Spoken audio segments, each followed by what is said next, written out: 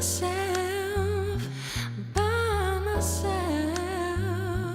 Let me walk away, walk away. Let me walk away, walk away. Let me walk away, walk away. Let me walk away. Let me walk away.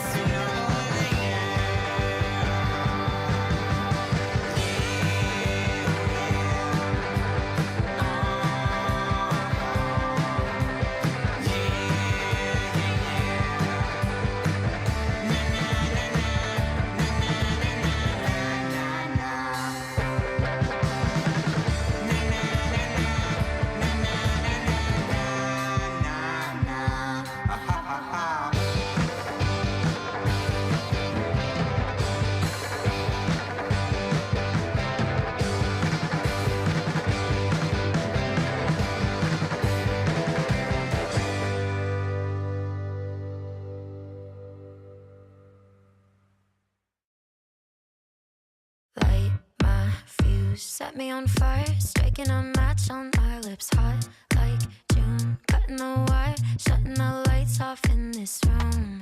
Don't you feel it too? Heartbeat go like boom, boom, boom when I'm with you. One touch electric, two flying sparks, 3 seconds from seeing stars. Ooh, ooh, I like the way you like to move. Ooh, ooh, ceilings are gray, you make 'em move. Blue like a summertime sky, you're cool like a lover on ice. Ooh, ooh, I like the way you like to move.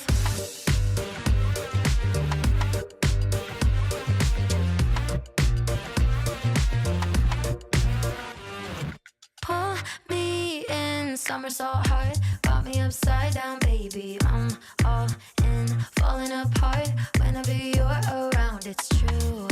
Don't you feel it too?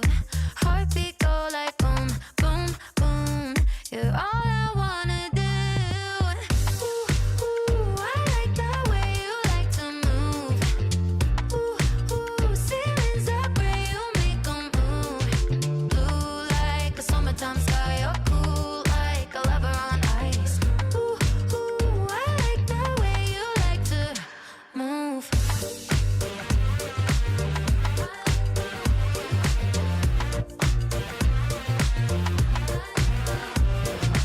Move with my body, 2 flying sparks, 3 seconds from seeing stars.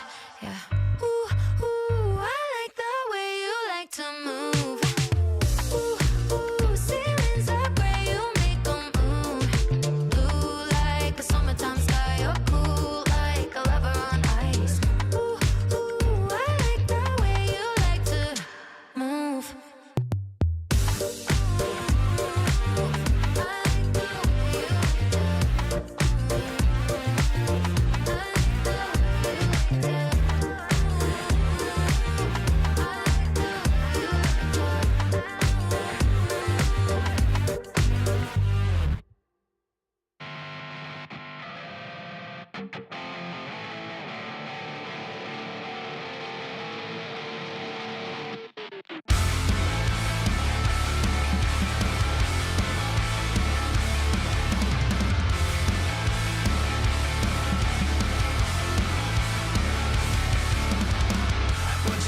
What you said, playing in my head.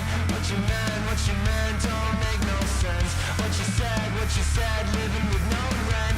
In my head, it's paranoia.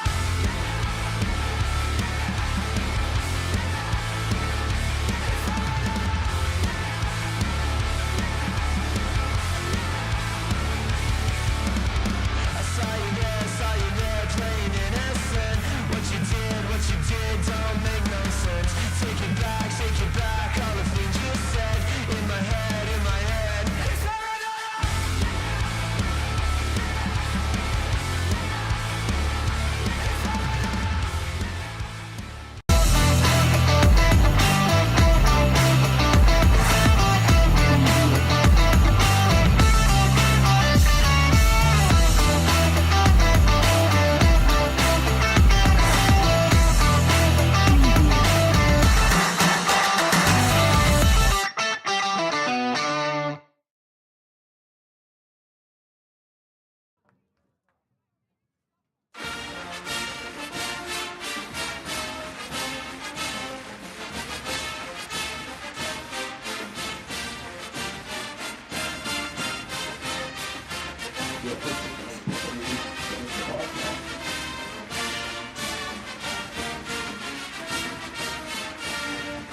Good evening, South Tama Trojan fans. Welcome to Week 8 of the Iowa High School football season.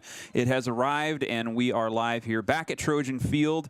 2 home games left on the schedule for the STC Trojans, and we are excited to get Week 8 underway. South Tama hosting the Benton Community Bobcats for the 2nd straight year in a row. These 2 teams have seen a lot of each other in the last 30 years or so. I was looking at historical matchups going back, and the first year that South Tama and Benton Community faced each other on the football field, 1991. It's been 30-odd some years that they have played each other, and it really has been the exception that South Tama and Benton have not come together on the football field. I think they've only missed 5 or so matchups in that course of time since 1991. So here we are again, South Tama looking for their first win of the season, and meanwhile Benton Community kind of on the other side of things. They are currently ranked 8th in the Des Moines Register poll. They sit near the top of the Class 3A District 5 standings, and here they come into town looking to keep their streak underway and things moving up as they're looking towards the playoffs. South Tama looking to kind of correct a tough week, a tough outing last week at Fairfield. The game was kind of in South Tama's grasp for the majority of the contest, and as things go, you know, Nate, you can attest to this as a coach. Some things can just turn on a dime, and the fortunes change for South Tama just like that at the end. So I'm Darvin Graham, and I'm joined by my co-hosts this evening, Nathan Dyke and Jeff Byer, on the call tonight. And beautiful evening here at Trojan Field in Tama.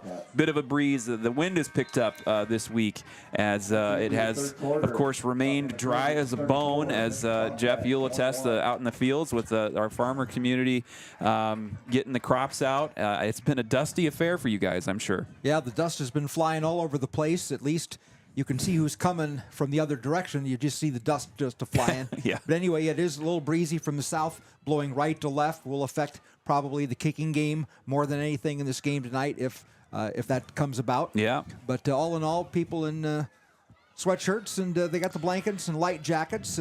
Temperatures have been in the low 70s today, cooling off probably now, probably in the lower 60s and getting down to the middle 50s probably by the end of the game here. Yeah, warm-up coming this weekend, but tonight's going to feel like fall football, and we're excited for it, and we're about an hour away from kickoff. We've got a full pregame coverage coming your way as we've got a few interviews to get through. We sat down with Eric Henry of Eric H. Media, one of our media partners this season, and got to know him a little bit. He's a South Tama alum, just graduated a couple of years ago. He's got a younger brother, Michael, that plays several sports for STC, including football, and just talked to him a little bit about his videography business that he's gotten off the ground this year.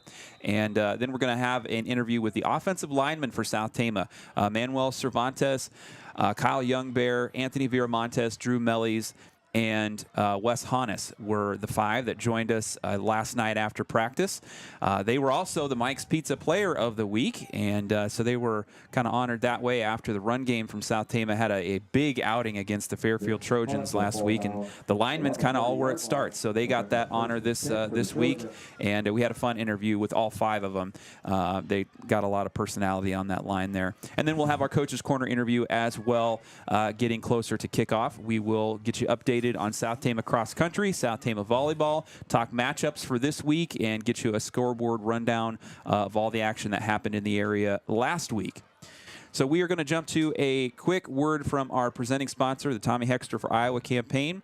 And when we get back, we'll talk a little cross country and go over the Week 7 scoreboard and what happened with the area teams around South Tama and in our district. Thanks for being with us on Trojan Country.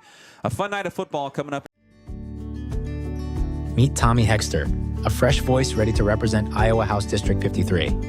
Born and raised with values rooted in hard work, Tommy knows what it means to roll up his sleeves and get things done. At just 24, he's already built a record of service and dedication to rural communities. Tommy believes in running our government like a responsible business, reinvesting in what matters most, our people. He's standing up for public education because our kids deserve the same top-notch learning experience Iowa was once known for. He's fighting for small businesses and family farms to keep more money right here in our communities and to challenge the big corporations that want to take over. And most importantly, Tommy is committed to ensuring everyone has access to good food, healthcare, and housing, because no one should be left behind. This November 5th, vote for Tommy Hexter, the candidate who's not just another politician, but someone who truly cares about our future. Join us in making sure Iowa remains the fields of opportunity for all. Paid for by Tommy Hexter for Iowa.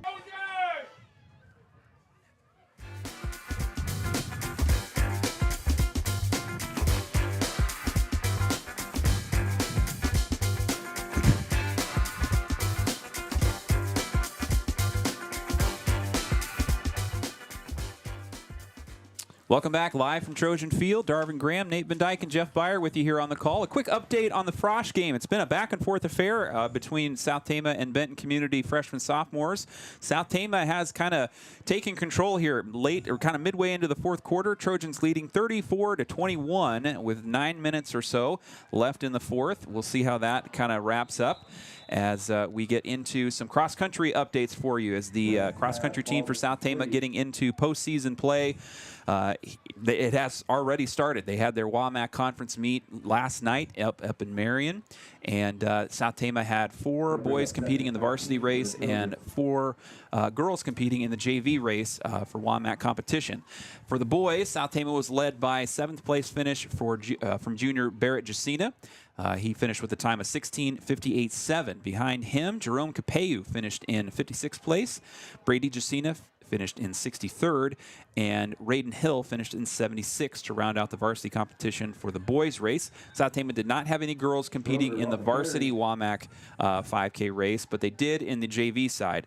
They were led by Java Gomez. She finished in 21st in the JV girls with a time of 23:36.7. Right behind her, they kind of came in a pack there. Jenny Manzo finished with a time of 25:35, and behind her, Olivia Smith and Nazareth Carrillo were the other 2 finishers for South Tama JV girls.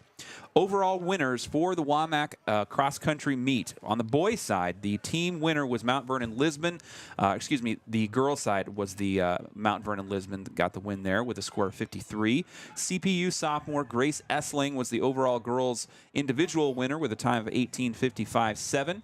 And on the boys' side, the team winner was Grinnell. They had a score of 50, but it was kind of a close race between Grinnell and Clear Creek Amana. CCA finished with 56, and they came in second in that team standings. The overall boys winner for the WAMAC race was Mount Vernon Lisbon senior Grady Olberding, who finished with a time of 15:47.9 and comfortably in first place, I should add. South Tama is going to compete next in the Class 3A state qualifying meet. That's going to happen this coming Wednesday up in Waverly at the Wartburg course. So South Tama has already competed once at the Wartburg Invitational, the big kind of college, middle school. They run all kinds of races in one shot there. That was just a couple of weekends ago. So they've been up there once. They're heading there again with a pretty talented field of teams. So the teams that'll be competing will be Belmont, Clemmy, Clarion, Goldfield, Dow. So if you can get all that out in one shot. Clear Creek Amana, Charles City, Clear Lake, Decorah, Hampton Dumont Cal, Iowa Falls Alden, Mount Vernon Lisbon, South Tama, Wahlert Catholic, Waverly Shell Rock, Webster City, and Williamsburg. So kind of looking through things, South Tama's Barrett Jacina, he was a team qualifier with the South Tama boys team last year.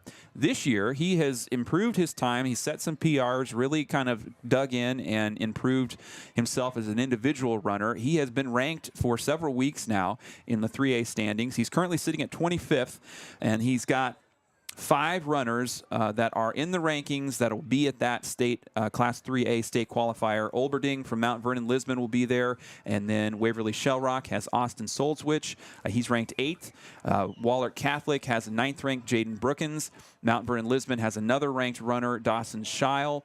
And Decorah will be there as well with 24th ranked Grant Zilka. 3 ranked teams come into the field as well, including Mount Vernon, Decorah, and Clear Creek Amana. All sit ranked kind of in the middle of the team rankings for Class 3A2. So it's going to be a competitive field for Barrett as he goes up there as a junior, trying to make it back to Fort Dodge for a second year in a row. And we will be wishing him, all the best as he goes up there and tries to run for a state berth there.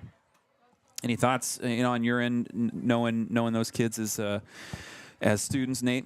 As they go up I'm to kind of compete? proud of them. It seems like they've all kind of PR'd this year, and just kind of like I said the other week with Barrett, just he had a good nucleus around him last year, and the upperclassmen probably pushed him. But it's impressive that he's still continuing to get better at the sport and doing some things, and kind of turning that around into into a leadership role. So it's good to see him continue to get better and improve without those guys around him. Oh, yeah, and, there was a big senior class that graduated out. I really, Barrett with that experience last year and talked to him a couple of times. He's really, shown some maturity just in the interviews I've had. He's a well-spoken kid. Seems like he's doing some leadership things. They've got Jerome Capeu. He's about the busiest kid as far as extracurriculars go. We were talking to him yesterday, and he's in about 5 or 6 different things around the course of the year. So and Jerome's a kid who always comes in with a positive attitude. Real hard worker, even in the weight room as a cross country runner. So it's not surprising to me that he's continuing to improve as well.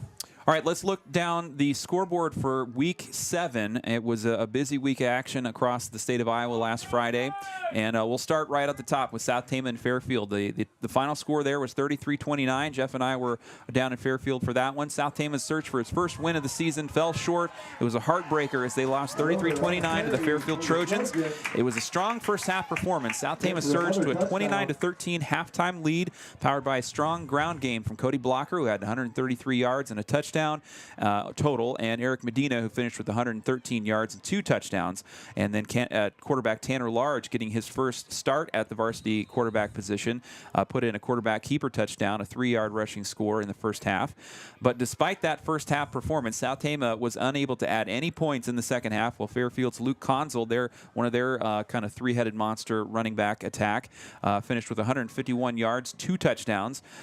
His teammate Zandrick Allison had 118 yards, 3 touchdowns, and those two kind of led the comeback that saw Fairfield outscore South Tama 20-0 after the halftime break. Fairfield's defense stiffened in the second half, with Aiden Porter securing a key interception, and South Tama really could not bring back that first half momentum. And then, of course, there was a penalty. They kind of tried to back themselves into a win in that game against Fairfield, but the penalties kind of came late into the game, and that was the sort of end of things.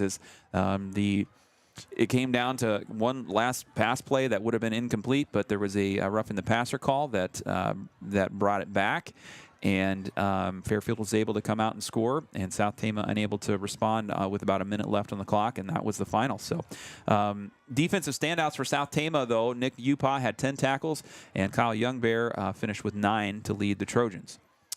Last week, and then interestingly enough, kind of looking at the matchups, it looked like it was going to be a really competitive week of play in District 5, but there were 2 other blowouts that happened on these other games with some top teams, ranked teams, in fact. Benton Community blew out Grinnell 38-7. And that got them up into the 8th place standings and by the Des Moines Register. Final score there, 38-7. And Benton quarterback Carson Nolan rushed for 97 yards and a touchdown, while senior Dylan Lefevre added 99 yards and 3 scores on the ground. Grinnell struggled to find rhythm offensively, and quarterback Brady Kaufman managed just 54 passing yards while being forced into 2 interceptions. The run game for Grinnell was also kept pretty quiet for just 56 yards, and Kaufman accounted for the lone touchdown for Grinnell. He had a goal line quarterback keeper late in the second half. Williamsburg also kind of put a hurting on Solon, 42-13 in a top 5, top 10 ranked matchup in Class 3A. Williamsburg pulled away with a 42-13 victory, led by a 5-touchdown pass performance from quarterback Grant Hawker, 3 of which went to his standout receiver, Race Heitman. Williamsburg's offense was balanced, with Hawker throwing for 206 yards, and the rushing attack for Williamsburg added 215 yards, highlighted by Niall Sinn's 67-yard touchdown and reception and his 102 rushing yards. Solon's Eddie Johnson, we'll see him next week here at Trojan Field, was a bright spot for the Spartans. He rushed for 154 yards and scored 2 touchdowns, including an 80-yard breakaway, and a pivotal 4th down stop by Williamsburg's Trenton Davies halted Solon's momentum early. Williamsburg improves to 6-1 on the season, while Solon fell to 5-2. So we kind of look at the standings in Class 3A District 5, and Williamsburg in the driver's seat. They're currently 6-1 overall, 3-0 in the district. And Benton Community sitting at 5-2. They had those 2 losses early in the season, and they have since been perfect in district play. They've gotten wins against Solon, and they've gotten a win against Grinnell as well. So they're currently 3-0. They've got to play. They've got Williamsburg tonight, so that's kind of a big one for them. But with a 2-game lead on anybody else in the district, I think their playoff spot is pretty secure, at least as a runner-up if they're unable to get past Williamsburg tonight. The interesting part comes in with Grinnell and Solon. Solon's RPI ranking, based on their strength of schedule and their wins and losses overall, that the state sets, they've got a much higher RPI than Grinnell does, even though they're both 1-2 in the conference. kind of looking down, I think it is the last 4 remaining teams that are not district champions or district runners up, if I can get that out, could qualify for an at-large bid into the 3A playoffs. Solon, I think, makes a more competitive case. They're currently 11th place in the 3A RPI ratings. They've got a couple of teams that are not, they're maybe in 3rd or 4th place that are rated higher in the RPI rankings. So I don't think it's a done deal that Solon, if they kind of drop the ball tonight, or South Tama is able to, come up and get an upset next week, who knows what could happen, but I think Solon's got the better case. Grinnell really, I think, has to win out and get a little lucky. They're currently sitting at, do I have that down? I think they're closer to 16th in the RPI rating, something like that. But they've kind of got their, some of their big games out of the way. So they've got Williamsburg and then Fairfield to play yet. Quickly, running down some other scores here. Roland Story defeated Des Moines Christian 28-21 last week. Charles City lost to Webster City 42-21. Knoxville lost to Creston in a big blowout from the Creston Panthers there. 70-0 Knoxville lost last week. Centerpoint Urbana defeated Central DeWitt 28-17. North Tama lost a close one to South Winneshiek 44-36. GMG shut out Meskwaki Settlement 52-0. Belle Plaine defeated Twin Cedars 88-0. Marshalltown got their first win of the season 26-21 over Ames in week 7. East Marshall lost to Waterloo Columbus Catholic. Close one there. 26-21 was the final. West Marshall had a tough task against a highly rated PCM Monroe team. 49-7 was the loss that West Marshall took last week. Union Community defeated Jessup 35-6. Grundy Center stayed perfect to keep their win streak to 33 games. They defeated Alburnett 41-13. Gladbrook Rhinebeck defeated Clarksville 49-8. BCLUW lost to Wapsie Valley. They got shut out 46-0. BGM defeated Melcher Dallas 95-6. Almost got to triple digits there. And then Madrid defeated North Mahaska 41-9. So that's kind of a look around our region and some teams of note for the South Tama Trojans. Quick update from this Frosh game. South Tama got another touchdown on the board, 42-21 with 5:23. Any notes on that, guys, as we're kind of watching the action here?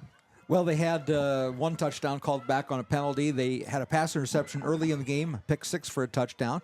And it was, as you mentioned earlier, it was going back and forth. South Tama had a lead of 20-7. Benton Community actually came back, took the lead at 21-20, and South Tama scored the last 3 touchdowns at least, so it's 42-21 as the freshmen and sophomores are looking for their 6th win of the year. You betcha.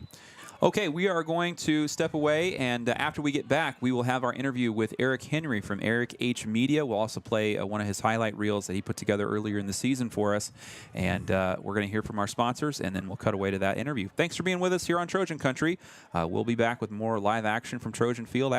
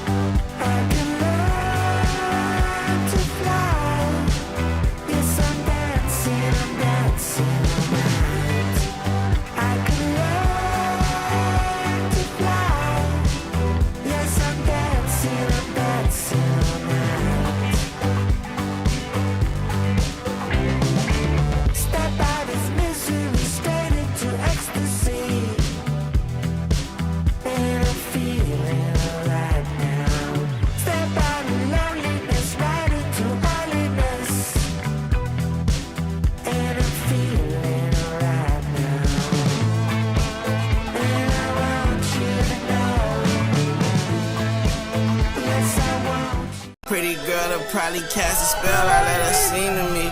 Pretty girl said it's the attitude on top of lean for me. Bother me, I'm in that super tracky phone on D&D. Miss her so, but I'm Today on Trojan Country, we have a special guest with us. Eric Henry is a South Tama grad and the current owner of Eric H. Media. Eric H. Media has been a wonderful partner of ours at Trojan Country this year with supplying some of the highlight videos that we've been playing throughout the fall season. I'd like to welcome Eric with me here now. We're going to talk a little bit and get to know him and a bit of his story. Thanks for making some time for us, Eric. Yeah, of course. So tell me first, I know you've been a busy guy this year getting your business up off the ground. What's been the latest thing that you've been working on? What have you been working on lately with the videography stuff? A lot of my current stuff has been Iowa Mustangs Unstabled. I've been booked out quite heavily with them. A lot of car stuff. So this past month and a half ago, I went and filmed for XR Racing over Cool. in Farley, Iowa, and a lot of sports stuff. So whenever I get a chance to shoot some sports, I still love to do that too. So you're doing a lot of traveling. Is it taking you to different points of the state or out of state? How's the travel part been? Yeah, so Farley was about 2 hours away, and I got to stay there all 5 days and shoot that, which was super fun. That was my first actual travel event where I stayed overnight, which was a super long time, super Yeah. fun. But most of my shoots are at least an hour away. Yeah. Up this upcoming Sunday, I have a shoot that's in Iowa City. So, I mean, most of them are, all over the place, and I enjoy traveling and going and doing various things. That's great. So let's rewind a little bit. Tell us a bit about your backstory of how you got into videography and photography and the work that you're doing now. What kind of led up to this venture and this project?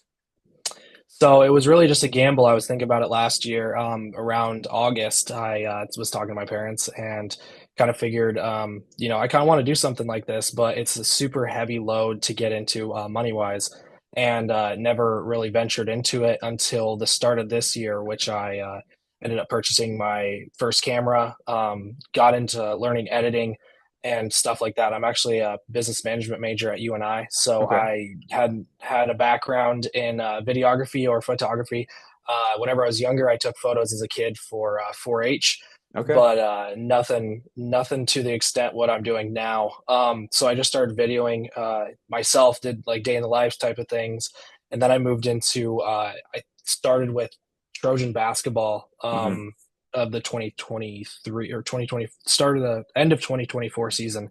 Okay. And then I did tennis. I kind of followed my brother. My brother was really the person who got me, pushed for me to continue going. And then I ended up reaching out to Hudson basketball and Okay. going from there. And they got me more connections. And it's honestly just snowballed into something that I haven't really expected, to be honest with you. Yeah, that's awesome. So since this is a South Tama program and we'd like to focus on all things local here in our South Tama community, tell us a little bit about your family. I know you're a South Tama grad. When did you graduate? And whatever you'd like to tell us about your family back home. So I'm a 2022 graduate. My family, my dad actually owns his own dog business. Oh, wow. He has really taught me, business aspects of different things. I've always wanted to start my own business, never knew what I wanted to start it in. Mhm. Knew I wanted to go into business in college and stuff like that. My mom, she works very hard at what she does, and my brother is super involved in sports, so Mhm. it really helps whenever he's doing various sports. And I feel like a part of the video, like videoing the team and stuff like that, I feel like a part with them whenever, I know them that closely because of my brother.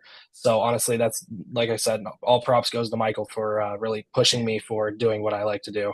Yeah, and how many sports is he in now? Every time I kind of look up, I've seen his name popping up, in different team sports. Is he a four-sport athlete? What's he been involved in so So far? he dual sported in tennis and golf, both Okay. varsity wise this past spring. Okay. He also did basketball, football, baseball, you So he's name a it, he's done it. five-sport athlete. Holy cow. Yes. Wow, Yes. good for him.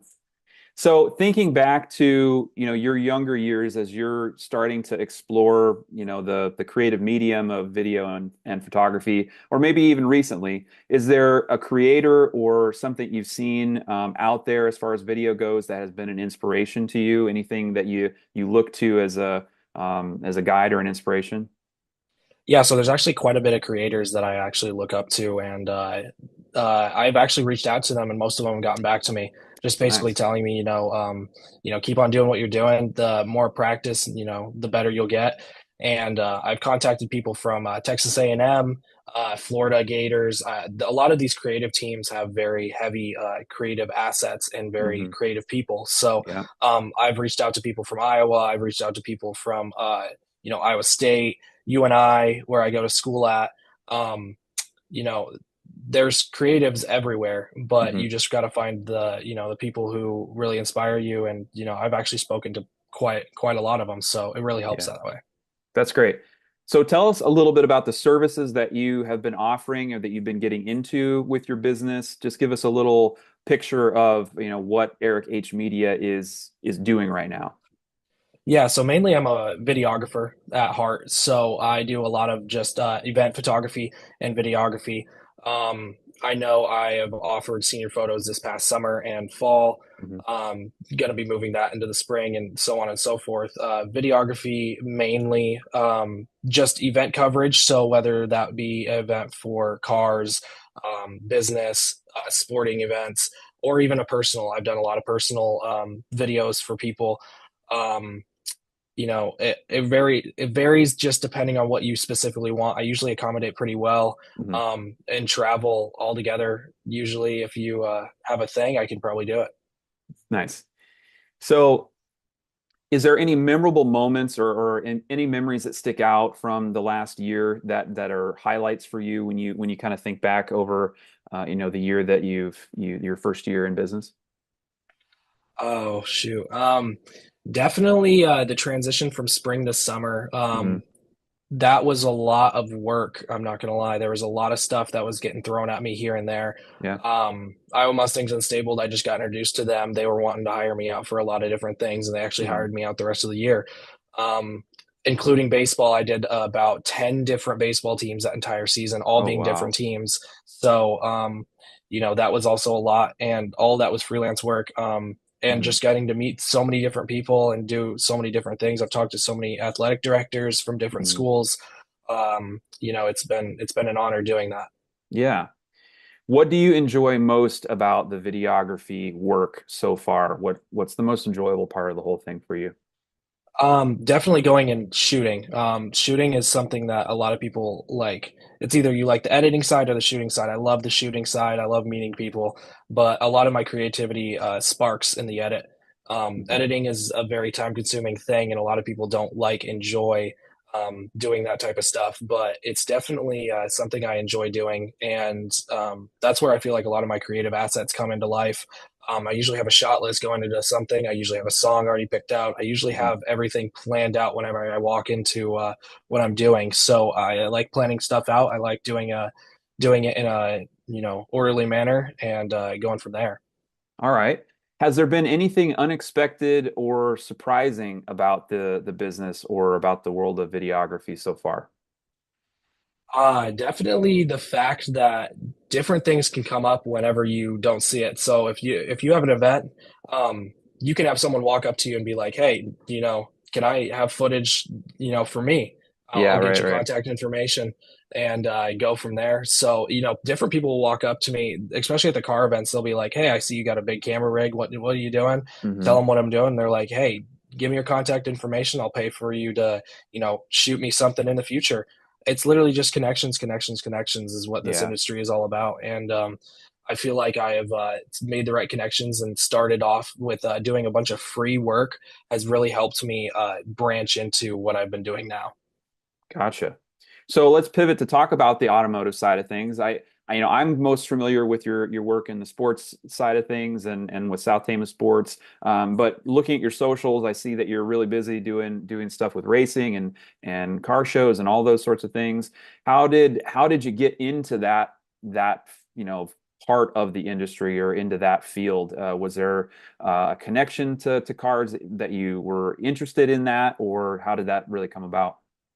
I've always been interested in cars growing up and stuff like that. And I've always seen, cool cars, this and that. But what really got me into it was I filmed a dyno day at Hawkeye Community College completely for free. Just went there because I knew some people. And it was getting hosted by Iowa Mustangs Unstabled. So I talked to the owner. He kind of told me about their media team and how little it was at the time. No videographer, just photographers. And he was like, if you put something cool together, it would be awesome. I did. And he thought it was the coolest thing ever. So he asked for rights to the video.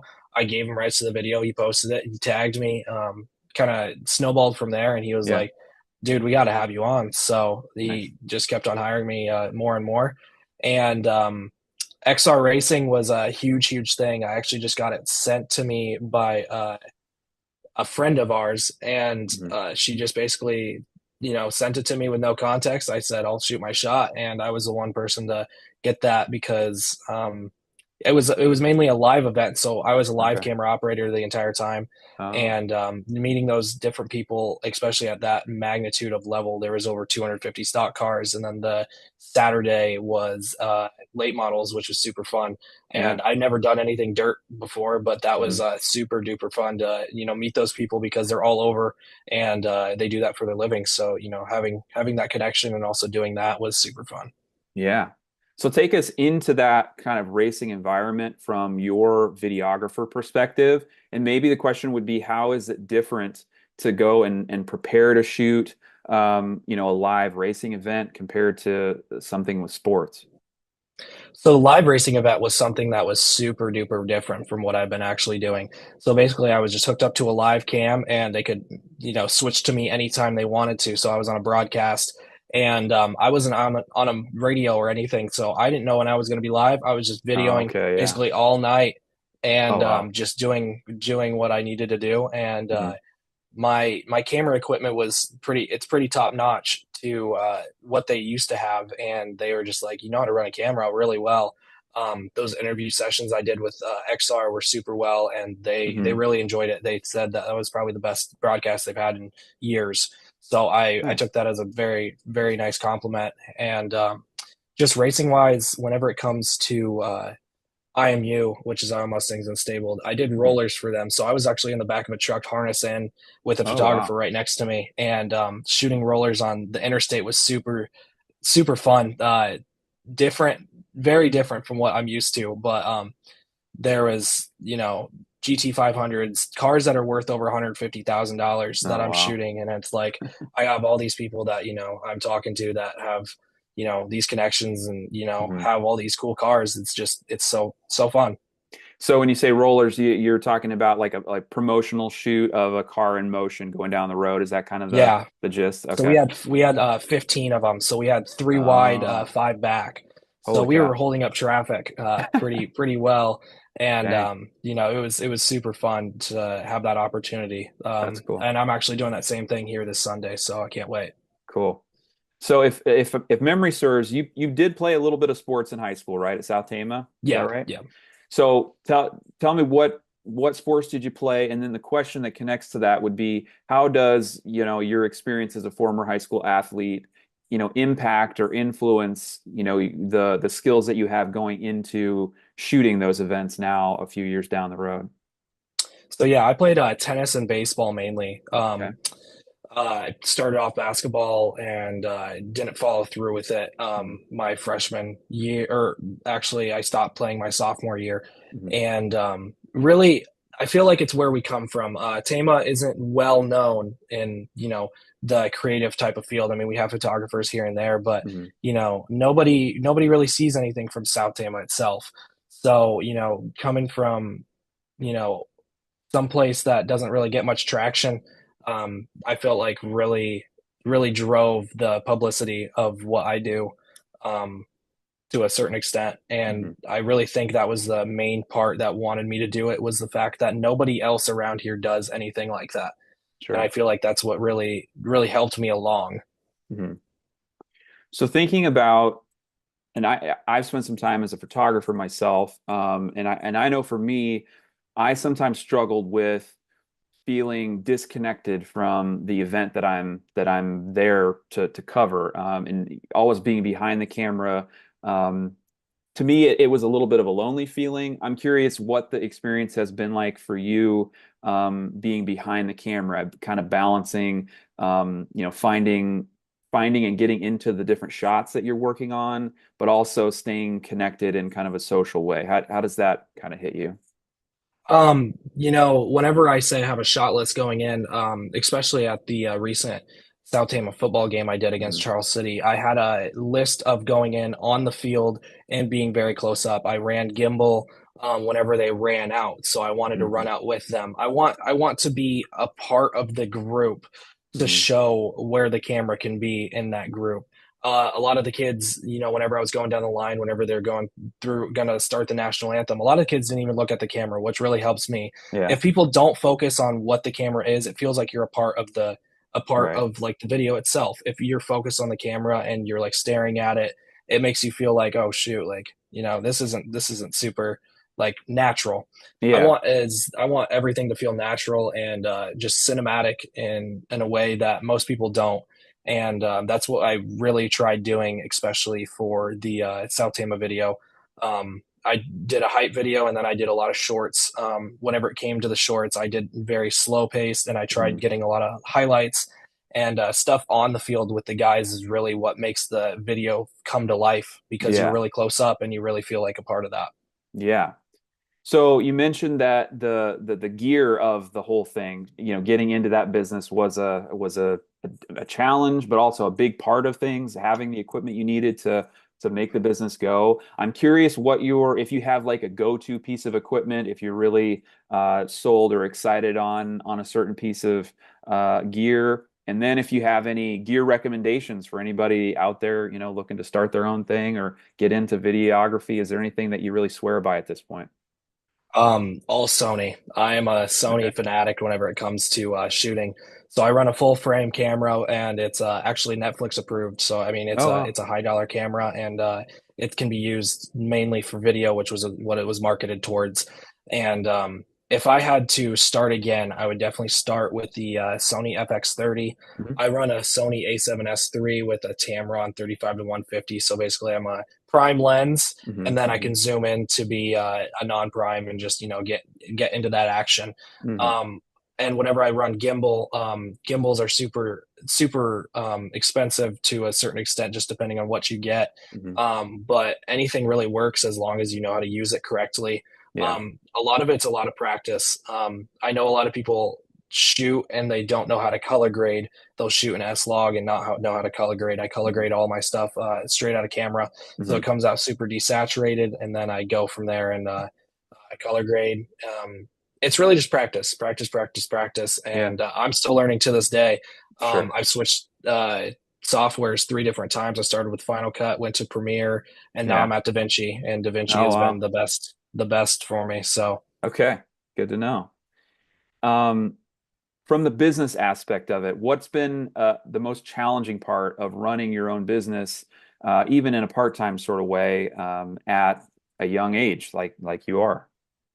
Or maybe age doesn't come into it either. However you want to answer, that's fine. Yeah. So it's definitely the startup costs and stuff like that. So doing all this was definitely a huge risk on my part, because if it flopped, I was going to lose money regardless. Sure. And I've had super fun time doing a lot of these different things, and a lot of it comes with I do media days now too. So I went to Van Meter and did their volleyball media day and they absolutely loved it.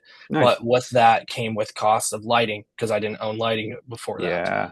So lighting with that and a fog machine and stuff like that to, make the girls actually, want to be in a media day and stuff like that with startup costs really, sets a business apart just depending on how much you have to spend right at the start. I'm trying to keep my costs as little as possible. And as time goes on, I plan to hire people to edit for me or go shoot for me and, upgrade equipment and get more. Nice. So what are some goals? I mean, you kind of touched on it already, but any other thoughts about goals that you have for Eric H. Media in the future? And maybe a follow-up question to that would be, do you have a dream project that you'd love to get in and participate in the future? Yeah, so Eric H. Media, I want to, kind of spiral even more than it already has into something like, I want people under me. I've had people, interested as friends and stuff like that. I would love to go shoot with you. I've always had people with me whenever I go shoot. I always have friends and they're like, dude, this is the coolest thing ever. Sure. I'll let them run the camera for a few shots and they'll be like, man, that's super dope. even Michael. I mean, Michael sees exactly what I do. He wants to do similar things.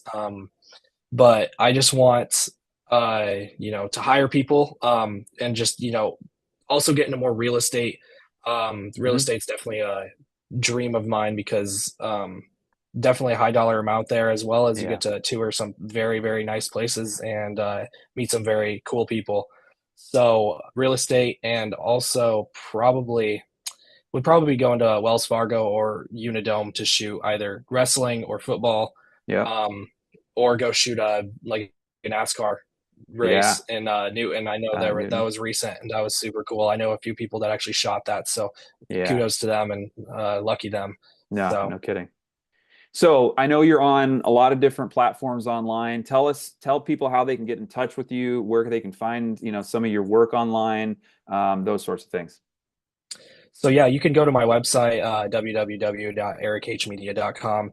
All my handles are Eric H Media. Basically TikTok, Instagram, Facebook. I do have a LinkedIn. I'm on everything. You can also contact me at my phone number, 641-751-7885, or you could go to my email, Eric H Media, or Eric Henry Media, sorry, at gmail.com. Sorry. Cool. No, all good. All right. Thank you so much, Eric. This was great. You've got a bright future ahead of you, and I really appreciate, your willingness to jump in with us in Trojan Country and kind of add some creative flavor to the things that we do. I'm sure that the kids and the families that are watching really appreciate that angle, and I really appreciate the partnership as well. So thanks for taking some time for us. Yeah, appreciate it.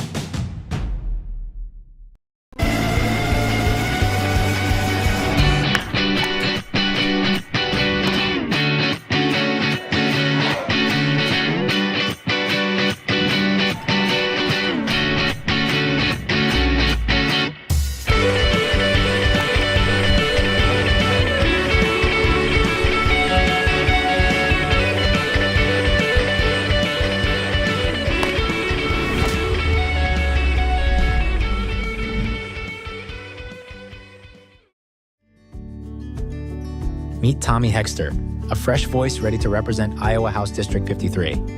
Born and raised with values rooted in hard work, Tommy knows what it means to roll up his sleeves and get things done. At just 24, he's already built a record of service and dedication to rural communities.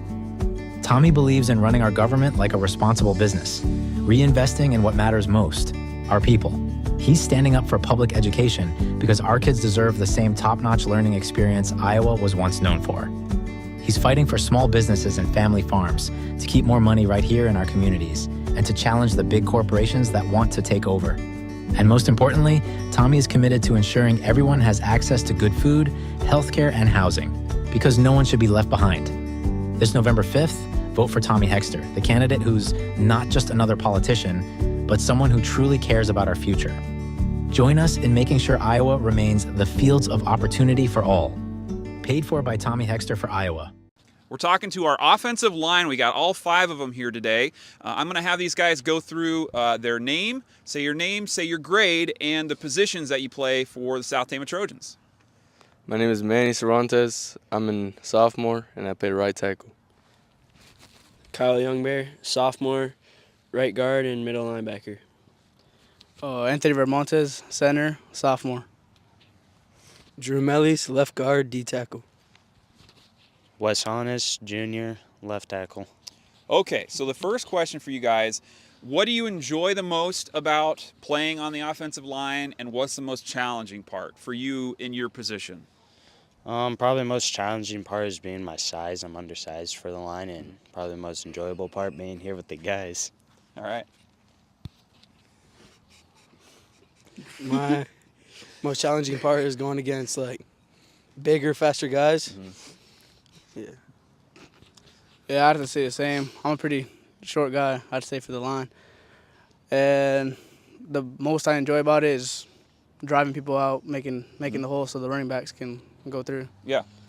The most challenging is getting off the ball quicker than the guy across from me. Mm-hmm. And the most fun part is probably getting a pancake. I'd say that. Most challenging part is probably versing the guys bigger than me, And the most fun part is double teaming with Kyle. All right. So what is a memorable moment that sticks out in your mind thinking back through this season, whether it's a game, practice, team meal, anything that comes to mind? What's a fun or a memorable moment for you? I'd say a memorable moment for me is playing with the O-line right here. I love these guys and always support these guys. They're my dogs right here. The bus rides are fun. I like the bus rides. I gotta say team dinners. I'm always excited for those every Thursday. Yeah. Always excited for them. I gotta say playing with my dogs. Like, these are my day ones. Okay. Never let go. I gotta either say the bus rides or playing with these guys right here. Okay. All right. How do you guys motivate each other during particularly tough games or tough practices? What does that look like?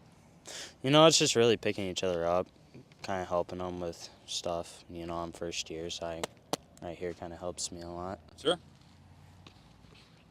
Yeah, we just like help each other out. Like, sometimes in the huddle we mess up. Like, we'll let them know what they did wrong and how to improve on it. Being disciplined on the snap count, especially if I was on 2, sound on 1, and on scout, go 100% both ways so you get better. Yeah. Keeping each other disciplined. Keeping each other disciplined and picking each other up after making a mistake or something like that. Okay.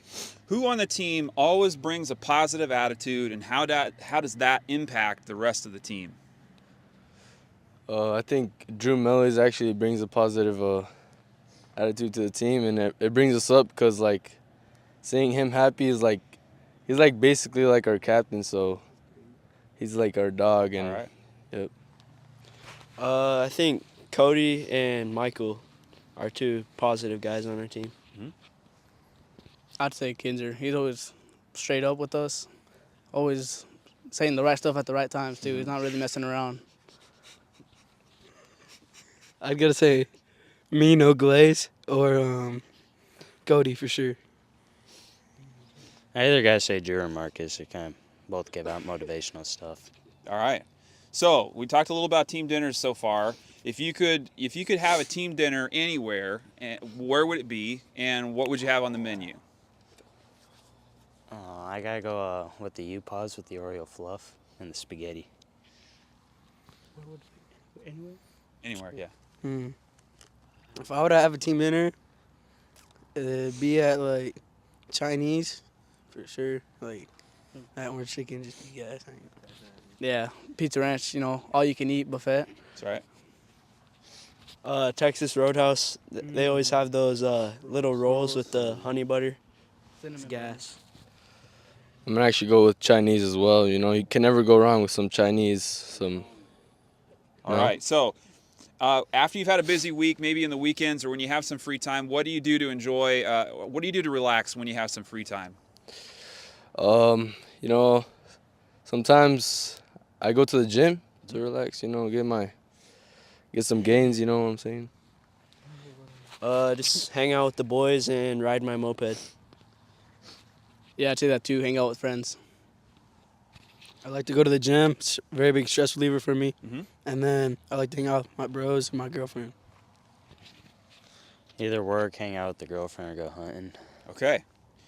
How about a favorite sports movie or TV show? Anything that comes to mind there? Remember the Titans or whatever that one's called.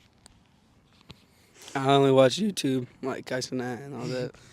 I don't. Oh, All-American. Okay. Blindside. I'm gonna have to go with All-American as well. Okay. So thinking about, you guys have kind of been the offensive line unit for this season so far. You're now 7 weeks into things. How do you feel like this group has improved from where you were at the start of the season? Or maybe you individually too, whatever you think. I think our bond has grew and has developed more. Like we just, as a team, not individually, we've got better obviously, but as a team we've just gotten better and our line has improved like that. I feel like at the beginning we were doing good on our own thing, but now that it's week 7, we've gotten better at working together and in unison. Yep. Yeah, I'd say the same thing, especially I mean, we played with each other before, but Yeah. I guess we weren't expecting it this year. Yeah, I'd have to say the same thing as them. Like, in the beginning, we were, like, doing our own thing. Like, we were getting our own tasks done.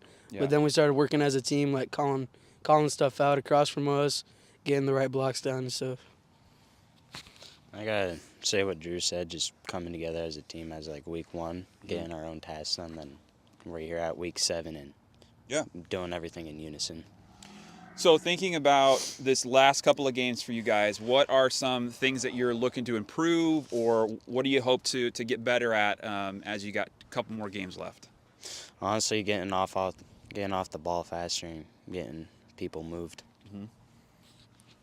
Just, like, picking up blocks, getting to the next level, and taking Benton at the playoffs. Yeah, I'd say communicating, like double teams, who's going to go back and stuff. Just getting up to the linebackers on, like, a run play or whatever, getting to the next level. Blocking up to the next level and getting up to the linebackers so they don't make a play. Okay, last question here for you guys.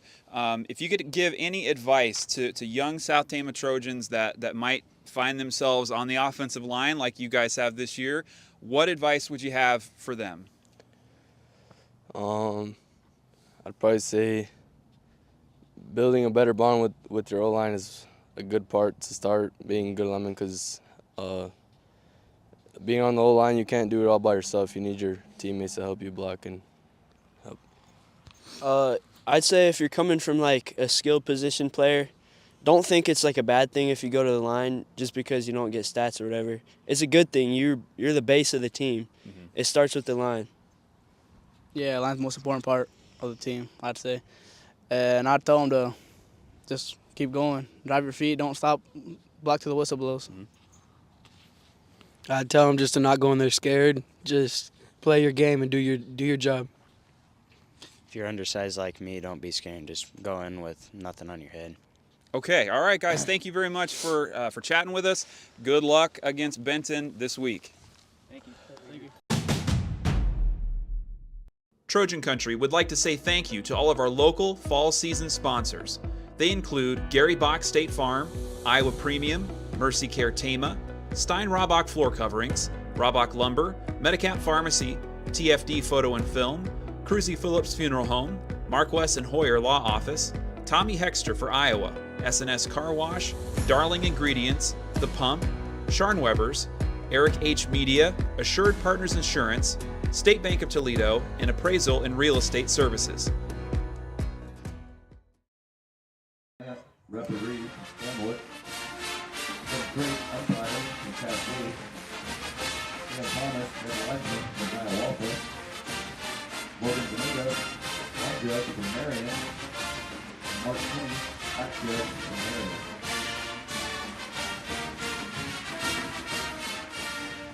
Welcome back, live from Trojan Field. Darvin Graham, Nate Van Dyke, and Jeff Byer with you here live as we get ready for the start of Week 8 action around the state of Iowa. South Tama hosting the Benton Community Bobcats tonight. We got about 6 minutes away from kickoff here at Trojan Field, and we're waiting for South Tama's varsity team to take the field. I think they're gathering out there by the corner of the blockhouse. You can see they're going to do their run out here in a second, and then we'll get to the national anthem. We're going to get started and talk about these two teams first. I'm going to have Jeff give us the starters for the Benton Community Bobcats. Okay, offensive starting lineup. Carson Nolan is the quarterback. He's a junior, 6'1", 185. Dylan Lefevre is the tailback, running back, 5'10", 190-pound senior, leads the team in rushing at just under 600 yards on the season. Mason Mitchell, the fullback, a senior, 5'10", 200. Dawson Rosick will be at one receiver at 5'10", 195. Gavin Brooks, wide receiver, a senior, 6'1", 170. And Logan Upaw, a senior at 5'9", 160, the hero of their win over Solon with late reception for a touchdown. Across the front line, Camden Kessel at left tackle, 6'4", 250, a senior. The left guard is Carter Holmes, a senior at 6'4", 280. Lane Waters is the center, a 6', 195-pound senior. Will Clausen at right guard, a sophomore, 6'6", 250. And Troy Kupka is a senior, 6'4", 195. He's the right tackle. Co-head coaches, Cal Goodchild, he runs the offense for Benton Community. Jeff Zittergren is the defensive coordinator running the defense for the Bobcats. And again, they come in with a 3-0 district record, and with a win tonight, they will qualify for the playoffs. So Benton Community, they're on a 7-game win streak against the South Tama County Trojans. That dates back to 2013, and we haven't played a close game against Benton since 2017 when South Tama lost 31-29. There was a stretch there where we were able to kind of keep it close. Had a few losses in that stretch, but it's been since 2013 since South Tama's gotten a win against the Bobcats. Tough team, perennial, at least in the upper division of district play. Very tough opponent to play. Very well coached. Cal Goodchild, veteran coach for many years. He stepped away for a while. Now is back doing the offensive side of the ball for the Bobcats. Veteran coach, a lot of wins, and a good, smart football coach. All right, we're going to cut to our national anthem. We'll get back and give you your starters for the STC Trojans. Thanks for being with us.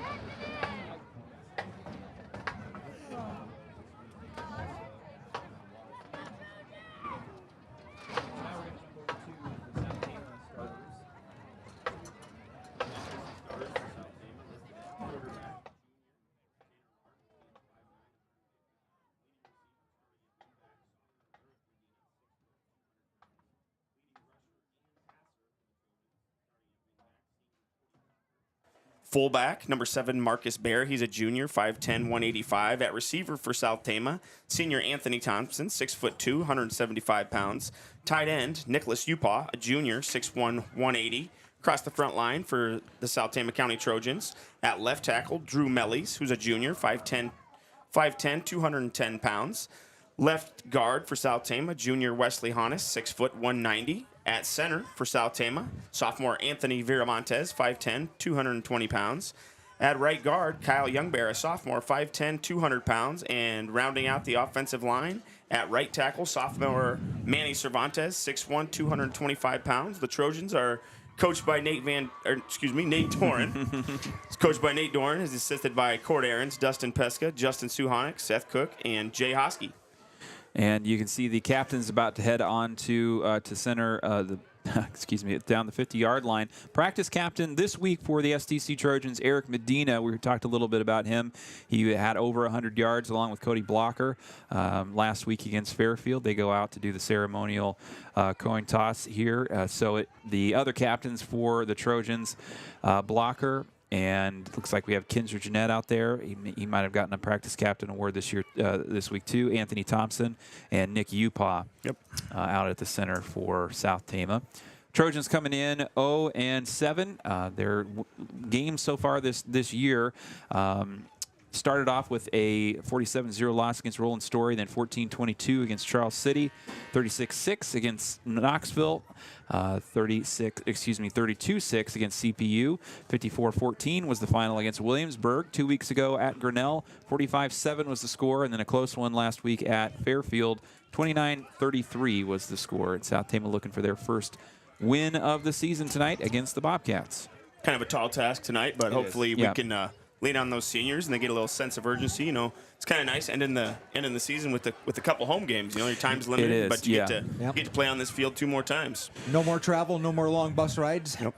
Yeah, that kind of, you know, as the season gets a little busier here, at least they get to kind of keep the routine in place, getting games. You know, Coach Dorn talked a little bit about it yesterday, that the 2-hour bus ride kind of alters things a little bit. And, you know, they did have, you know, despite the kind of heartbreaking loss, they had a lot of success in the run game. So that's, you know, some things to build on, too, coming into this Benton game. 2 runners over 100 yards.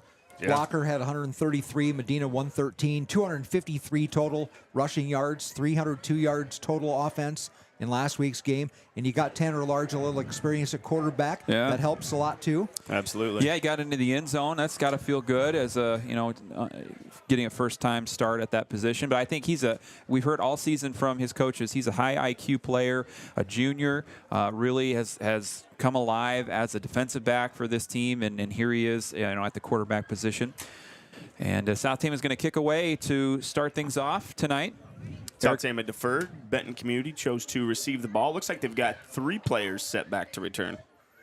So it's been Timmerman, Van Ossen, and who's my other one Valesky. No? Upaw. Upaw, yeah. Upaw. Logan Upaw. Timmerman and Van Ossen were the 3 that I had down. Just looking at the teams warm up before the game, it looks like Large will most likely take the snaps when South Tama is under center, and then Blocker will take the shotgun snaps, is what I would expect. Eric Medina to kick off. South Tama will have the wind at their backs here in the first quarter. The wind has been pretty consistent, strong from the south and southeast, probably about 15, 20 miles an hour all evening long. See if Medina can take advantage of that wind and put one in the end zone here. And here's the kick. Looks like number 22, Jason Eastman, on the return. And he'll bring the ball up around the Bobcat 40. Michael Henry made the stop on the kickoff coverage for South Tama. Number 7, Marcus Bear for the Trojans. No, Marcus just ran on the field. And so we will start our first holding. I got a penalty. Oh, wow. Well, if the Frost game was any predictor of the amount of flags being thrown, we'll see quite a bit of yellow out there tonight. Plenty of penalties in that game. I think there were more penalties than Benton Community at points. They're 21 points, which is a good output for a game. But yeah, they're gonna mark it all the way back here inside the 25-yard line. So across the front, it looks like Upaw, Mellies, Marcus Bear, and Medina. Shotgun snap for Benton. They're going to throw the ball out to number 1, Logan Upaw, and he'll pick up a few. Upaw, second leading receiver, 9 catches, 180 on the year. He'll down it at the 28-yard line. Gain of 6. Carson Nolan doing the quarterbacking for Benton Community. Comes in with 425 yards and 3 touchdowns through the air. Also 300 rushing yards. Yeah, they kind of do a little everything, this Benton team. They're pretty... So motion out of Upaw. Here's the handoff from Nolan. That's Lefevre.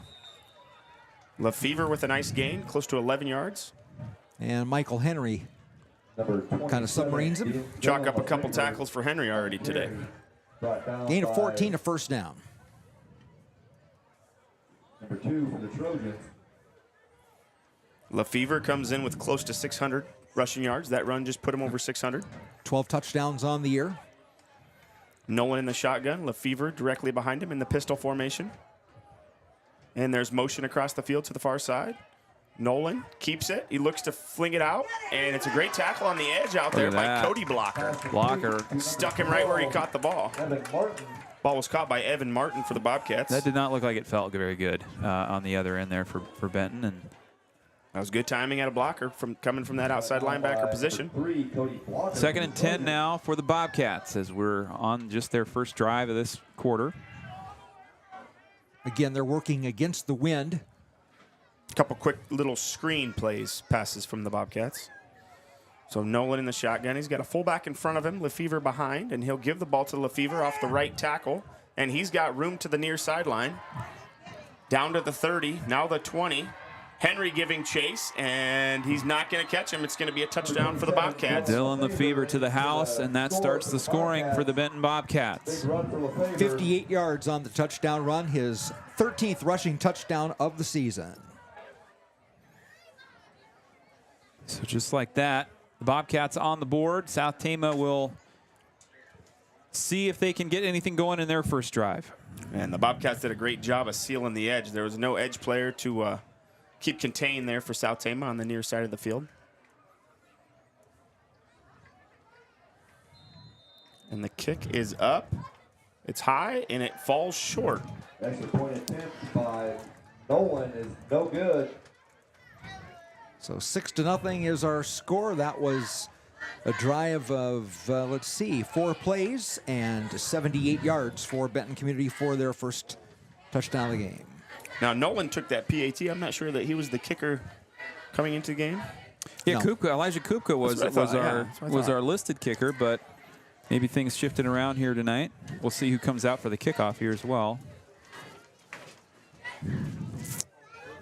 South Tama volleyball, quick update on the team there. They had their WAMAC tournament last night over in Marion, and the girls split 2 different matches, lost 2-0 against Solon in their first one, and then won 2-0 against Vinton Shellsburg. They've stayed perfect against the Bobcats this season.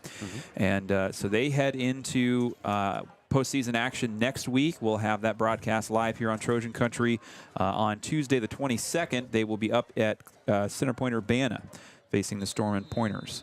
Winner advances on to the second round to face either Anamosa or Vinton Shellsburg. So it's Nolan once again doing the kickoff for the Benton Bobcats.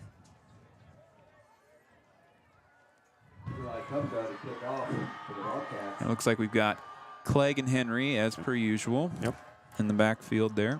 Solon over Fairfield 7-0, 10 minutes first quarter. And this ball's bouncing around. Henry tries to get on it, and it looks like it's going to be recovered by the all over the place Bobcats. Yep. Was recovered there by Jason Eastman for the Bobcats. So not the way South Tama's offense wanted to go about that first kickoff, but well, it looked like the ball kind of landed right behind Thompson, and it took a bounce back toward the Benton Community side. Yep. That might be one where you want your up back just to catch the ball and get what they can get. So we have Nolan back in the shotgun for Benton Community. And it's going to be a keeper around the left side for Nolan. And he's got some green in front of him. Nolan, good cut back. Tackle made by Cody Blocker. Yep. Brought down by number 3, Cody Blocker. Tanner Large also helping out on that stop. But it's going to be a 9-yard run for Nolan. Nolan does come into the game as the second leading rusher for the Bobcats, so we'll see him on the ground a bit.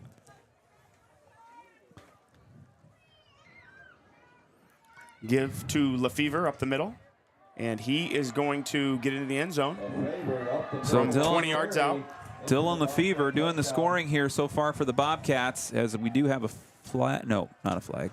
Somebody in a yellow shirt running around back there. All right. But South Tama fumbles the kickoff after a quick touchdown drive about a minute ago from the Benton Community offense. Bobcats recover, and Lefevre punching in the score. Where the ball landed in the kind of the backward spin on the ball, it kind of put Henry in a pretty tough position as far as recovering that ball. So 12-0 here. So 2-point try. It's Lefevre up the middle, and he will score, making up for the missed PAT on the last drive. 14-0, 2 quick touchdowns from the Bobcats, and South Tama will get their special teams unit out again and see if they can field a kickoff. Yeah, field a kickoff, get things going, and just kind of find a rhythm. So Henry stays on the field. He's back there. He will await Tyrus Clegg, who's coming on to help return the kick. It looks like they might have switched sides. Henry on the far side, Clegg on the near side. And they're kicking into the wind, so the ball is not going to go as far. It's going to hang up there a little bit. Yeah. It's not going to go far as you think it's going to go. It's kind of gusty, but the flag as we're seeing it here is blowing pretty well straight out. Well, the first kickoff, the ball took a bounce back the other way, and the South Tama return people were just not quite there to grab that ball. And you can see Nolan's having a little trouble with the tee here too, as the wind is moving things around. Once in a while, you got to have someone go out and hold the ball on there for you. Yeah.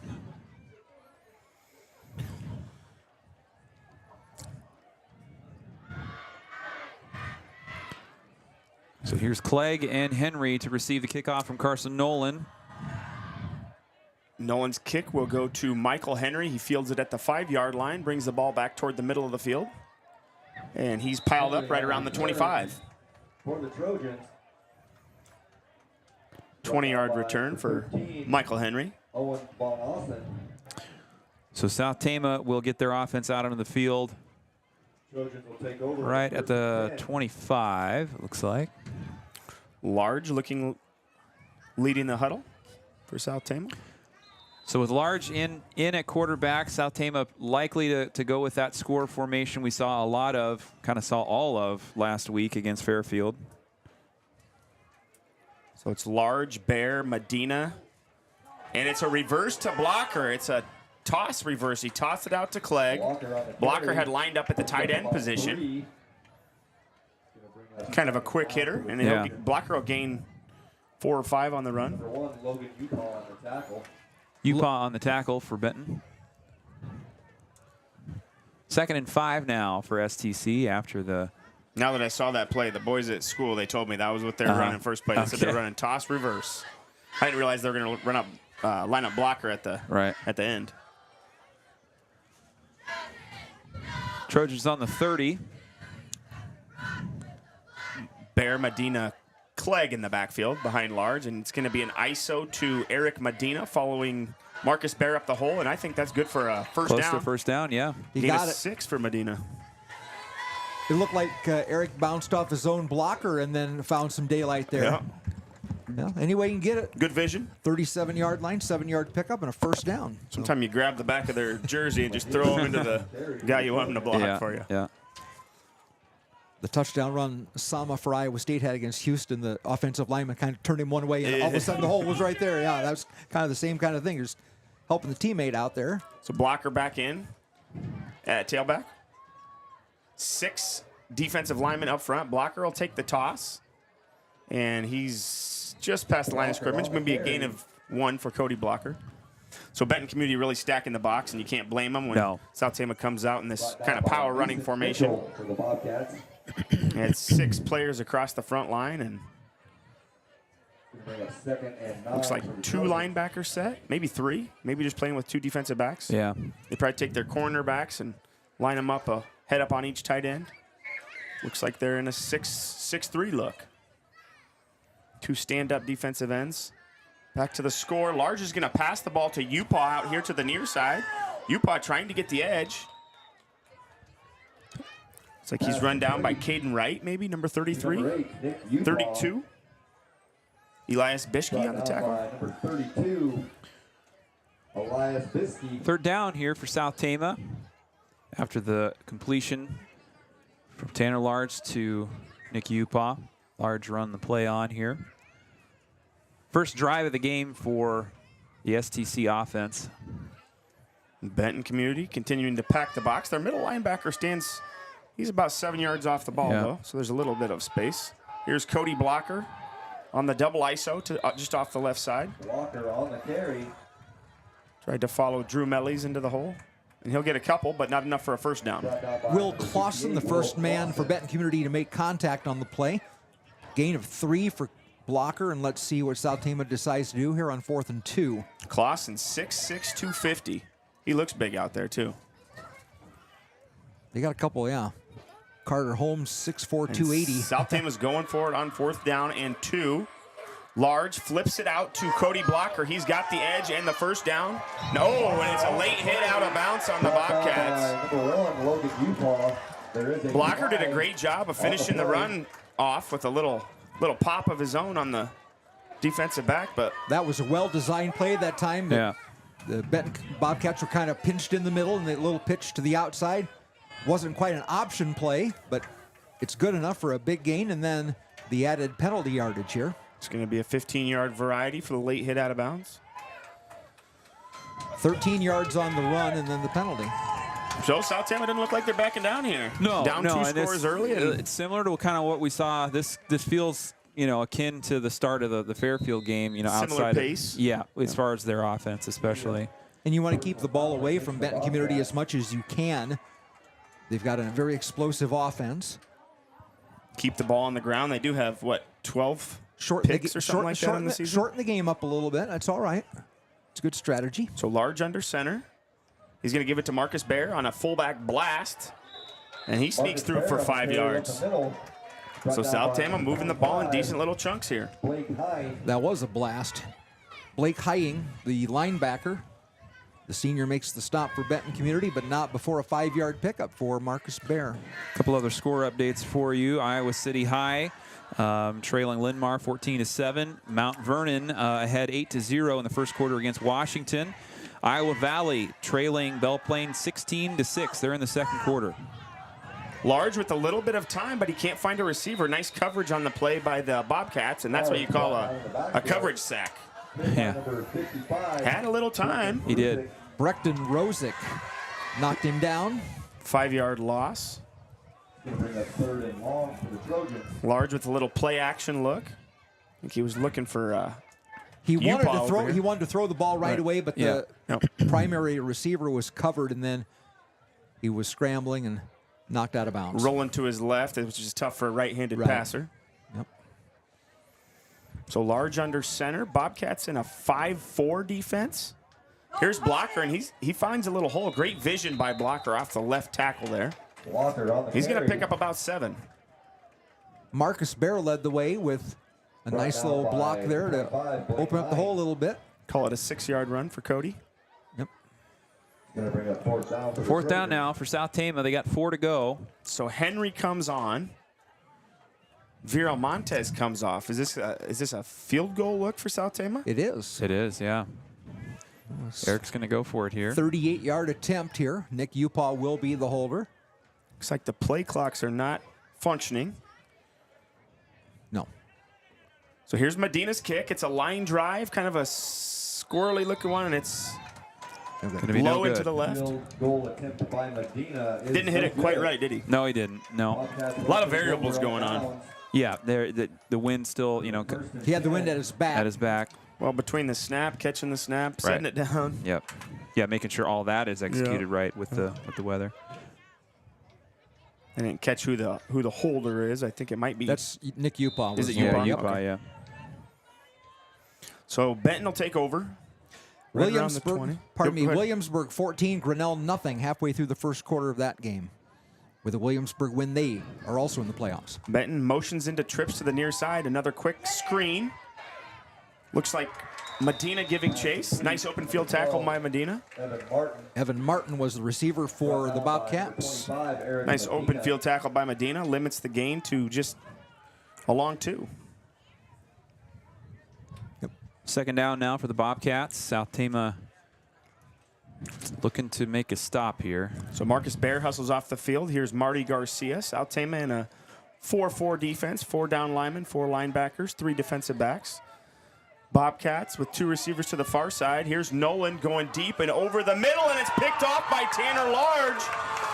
Large did a great job of stepping in, and he's still on his feet down to the 22-yard line of Benton Community. Tanner Large getting into the action here on the defensive end. Ball was thrown at Logan Upaw, and it looked to me, I thought Upaw was open, but maybe just a little underthrown, and Large did a great job of stepping in and cutting that ball off. Good break on the ball that time, got in front of the receiver. Yeah, it didn't look like Upaw had a step on him, but the ball maybe a little underthrown. Little it was bit, into the wind. All the way to 22. South Tama takes it right back. That was a 23-yard return by Large on the INT. So here comes South Tama's offense after the interception by Tanner Large. Back to the power I. Flips it out to Blocker. It's a toss power. So running just inside the tight end, trying to kick out the widest defender on the line of scrimmage for Benton Community. Blake Heying got his hand on him to trip him up there. Just a yard for Blocker on the carry. Yeah, if he doesn't get his hand out there to at least get a little bit piece of Blocker, he might have had a few more yards, but only one on the play. 6 carries, 29 yards for Cody early in the game here.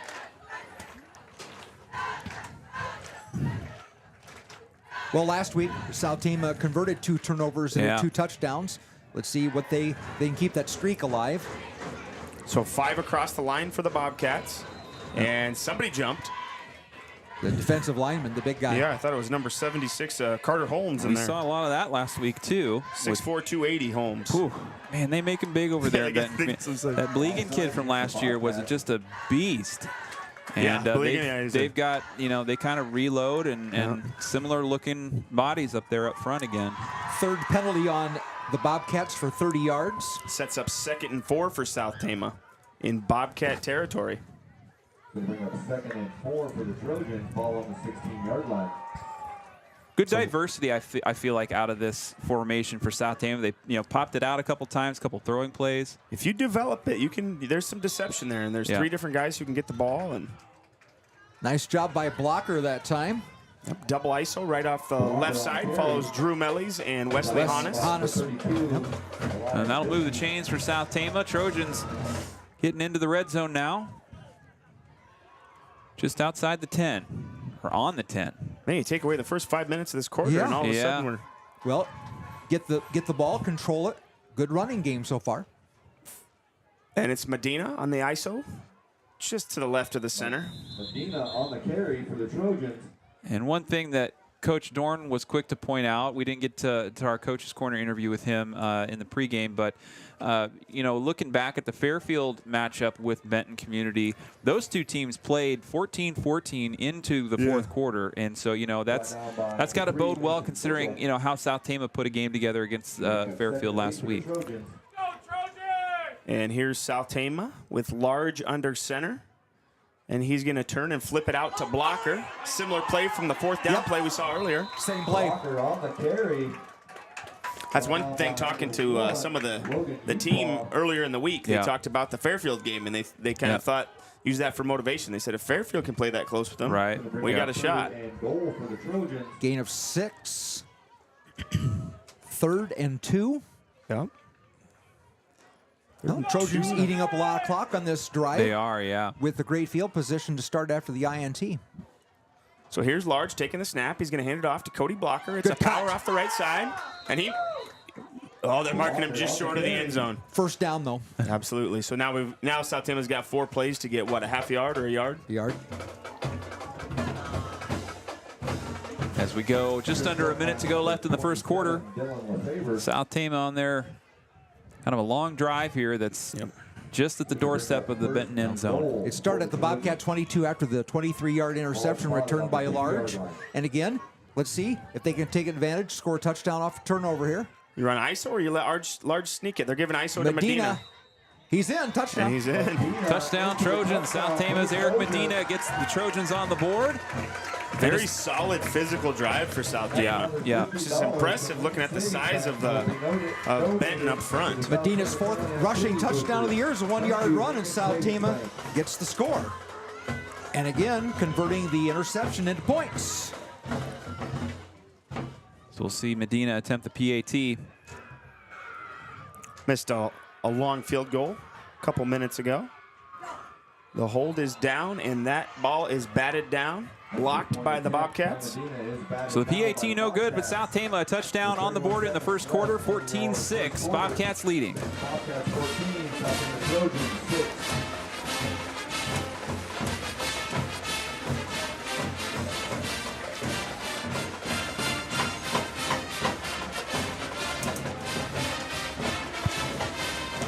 So here come the Trojans, set to kick the ball off after a score.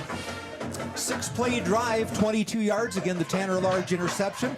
And then the 23-yard return set him up just outside the red zone, and South Tama converts on the 1-yard touchdown run by Eric Medina. with 31 seconds to go here in this opening quarter. 14-6 is our score. South Tama takes advantage of the turnover and gets the ball into the end zone for their first score of the evening. Some big matchups in Class 4A around the state. Newton and Gilbert facing off. They were tied 7-7 in the first quarter not long ago. Indianola trailing by 1 against ADM. ADM in the top 5. They're in the second quarter, 21-20. At the halftime, Marshalltown 13, Des Moines Lincoln 0. In the second quarter, Grundy Center 28 and Hudson 0. Williamsburg 14, Grinnell 6. 4 minutes to go, first quarter in that big ball game at Grinnell tonight. Valley and Ankeny knotted up at 7-2. That's a big one there in 5A. Short kickoff here. Good coverage. Fielded by Blake Hine for the Bobcats. Blake Hine on the return. Benton Community will take over at around the 41-yard line. Good field position. Yep. Again, not a tremendously strong kick with the wind. The wind again going right to left, and the Bobcats will have that at their back in the second quarter here. So here's Nolan in the shotgun. He's going to sprint to his right, and he's going to keep the ball. Upaw with the hand on him.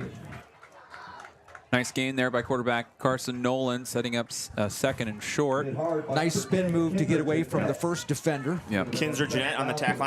I'm not so sure he didn't have a pass run option there. Like I thought he might throw the ball, and he decided to tuck it away and keep it. That's the quarter. So South Tama trailing Benton Community after one quarter of play, 14-6, as we go to quarter number 2. We'll be back after this here on Trojan Country. Trojan Country would like to say thank you to all of our local fall season sponsors. They include Gary Bock State Farm, Iowa Premium, MercyCare Tama, Stein-Hrabak Floor Coverings, Hrabak Lumber, Medicap Pharmacy, TFD Photo and Film, Kruse-Phillips Funeral Home, Marquess and Hoyer Law Office, Tommy Hexter for Iowa, S&S Car Wash, Darling Ingredients, The Pump, Scharnweber's, Eric H. Media, Assured Partners Insurance, State Bank of Toledo, and Appraisal and Real Estate Services.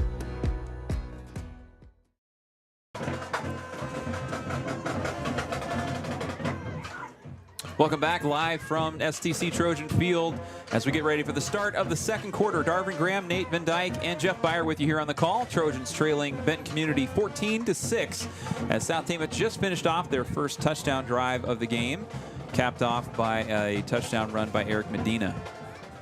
So Benton Community will take over here, second down and 4.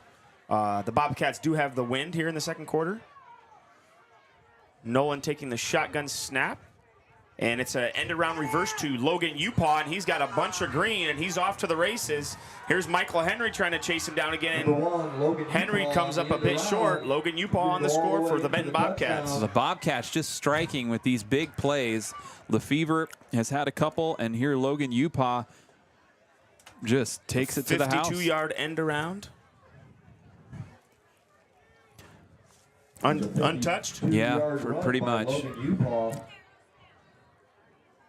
And that's just, it's got to be a taxing thing for South Tama, you know, to put it in the end zone the way they did, but they had to take, you know, a whole just kind of plodding trip down the field. And Benton Community, meanwhile, able to kind of strike with these big plays. That was Elijah Kupka, who was the kicker on the extra point. Okay, so we have seen Kupka now, too. Okay.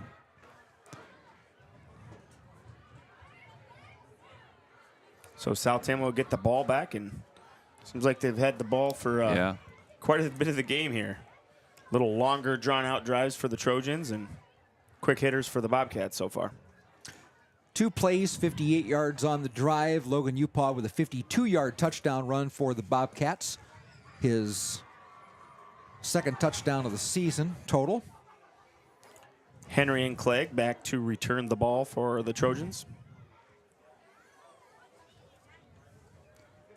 Got a big bright moon over Trojan Field tonight. Really feels like the Halloween season is getting upon us here. The harvest moon was last month. It's the hunter's moon or something this month, I think is what it is. I think so, the full moon anyway. 158 yards rushing for Benton Community, 8 yards passing. And quarterback Carson Nolan setting to kick off for the Bobcats. No, that's Kupka. That's Kupka, number 6. Okay. I like it. 52 yards rushing, South Tama, 4 yards passing. From the 6. And this is going to be Henry right up the middle, and he stopped just beyond the 20-yard line.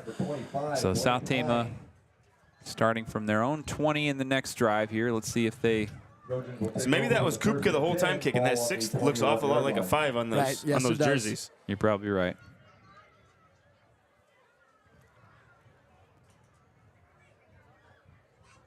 So the big score by Logan Upop puts South Tama at a 2-score disadvantage now, 21-6, as we're just early into the second quarter. Large breaks the huddle. He goes under center. Gives it to Marcus Bear on a fullback dive for about 3 yards for Bear. 3-yard gain for Bear. Brought down by Getting good blocking up front. As you mentioned, the offensive line last week got the a game ball award, whatever they do. And there we go. And it was well-deserved, too. They had their best game of the year. Well, they gave Bear 4 yards on that carry.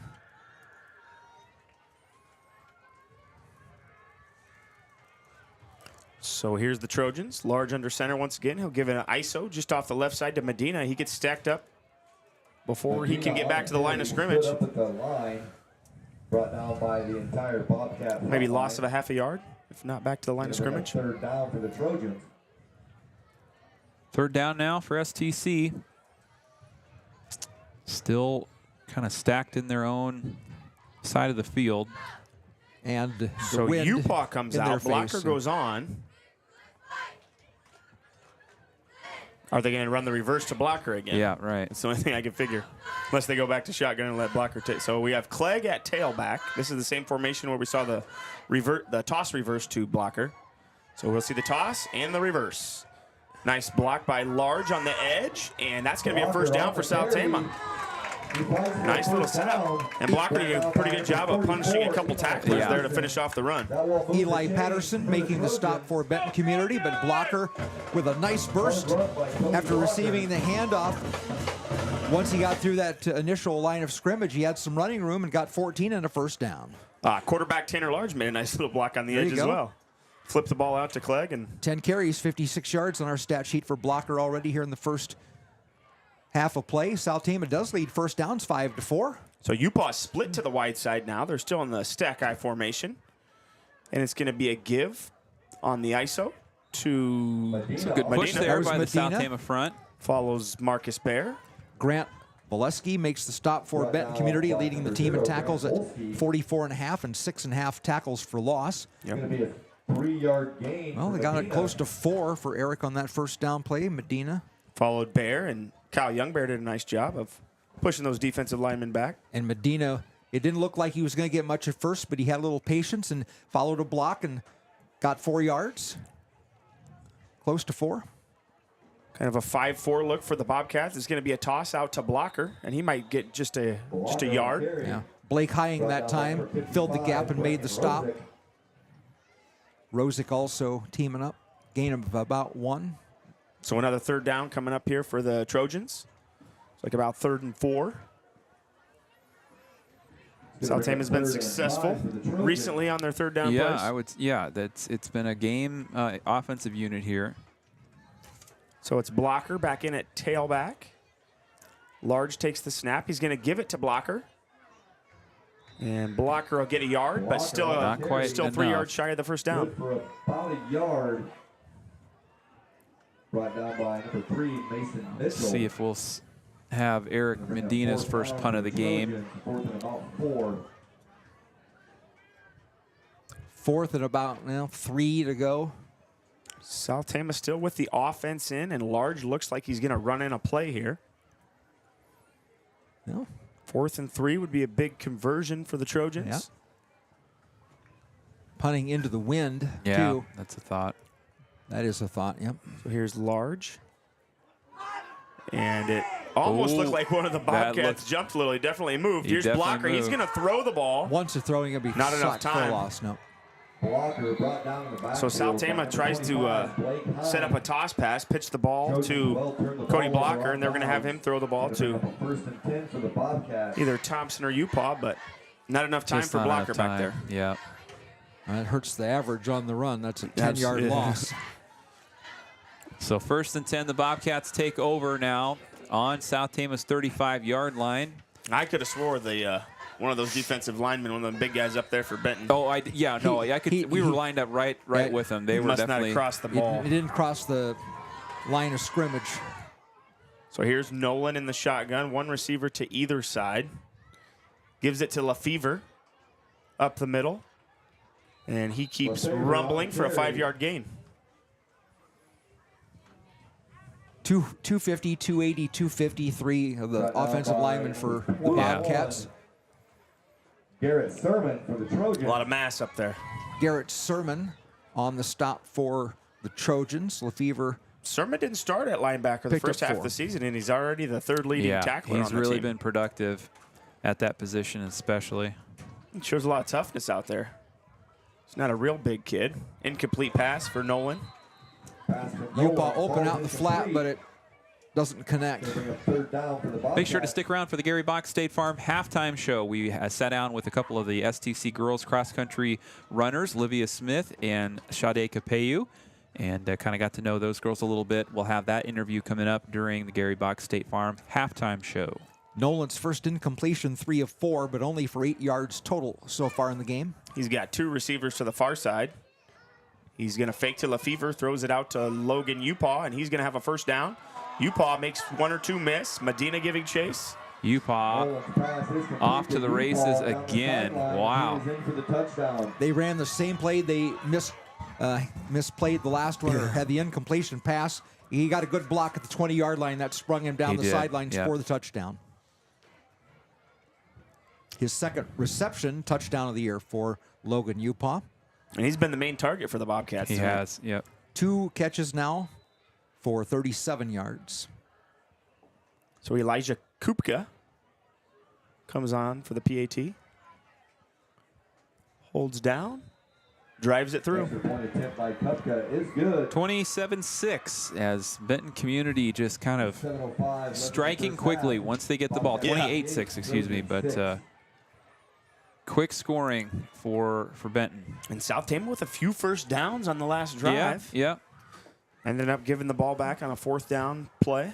3 plays, 35 yards after the 4th down attempt was sacked for the 10-yard loss by the Bobcats. And Logan Upaw, his 2nd reception for a touchdown on the season. The first one was the game winner against Solon with over a minute left, the 66-yarder that was the game winner there for the Bobcats. And that was a 21-20 win. Yep. Wow. They've had a couple real close ones this year. The loss against Mount Vernon, I think, was a 1-point one as well. 13-15 is what I have. Okay, 2 points. Yep. Mm-hmm. And the Fairfield game, yeah, it was a couple score game. Right. CCA, 2 scores.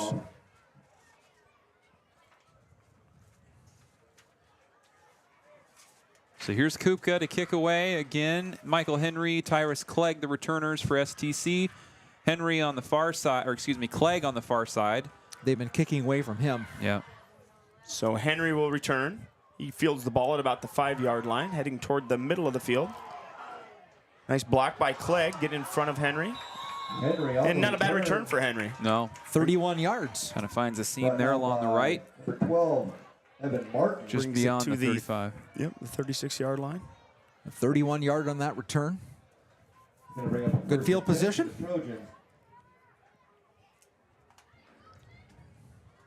So here comes South Tama back out again. Most likely in the stack eye formation. The old Maryland eye with large under center. Bear Medina blocker behind him. Double tight. Going to give it to Marcus Bear right up the middle. And he gets maybe a half yard. Blake Hying was in there, and he made first contact. And they're going to give him 1. Also Lefevre in on the tackle. No gain on the carry. It's going to bring up 2nd and 10 for the Trojans. 2nd and 10 for STC as the clock winding kind of at the midway point of the second quarter here. It's been a quick first half of action in this matchup between Benton and South Tama. Big plays for the Bobcats and sustained drives, or at least a couple of sustained drives by the Trojans. Handoff. No, it's a fake handoff to blocker. He's going to go over to Michael Henry. And Henry with the first down. Pass complete to Boy, Henry. Eli Patterson that time. If he doesn't get that one, Henry's down the sidelines for more. Yeah. Well, I saw Henry come in at tight end for Upaw or Thompson, one of the two. First time I saw him there tonight. Right. And South Tama's been running that kind of misdirection pass, kind of putting a receiver out here in the flat, and that time Henry was the receiver for 13 yards. Nice connection from Large. So Large will give it. No, it's another play action pass. Large scrambling. Blocker was in the vicinity. It's not a bad play by Large for as much time as he had to kind of have the wherewithal to throw the ball and avoids grounding. It was right at Blocker's feet. Yeah, a little initial. He had a little time initially, but then the Bobcats, a couple of defenders were in his face that time, and a good decision just to throw it in the vicinity of Blocker. And we'll reset, do it again on 2nd down and 10. So Henry back at tight end on the near side. And this time it will be a handoff to Blocker. Lost the ball. Blocker on the carry. Marcus Bear. Looks like Bear kind of fell on it there, but that was fully loose on the ground. I haven't seen Blocker drop the ball too much. Loss of 1. Nope.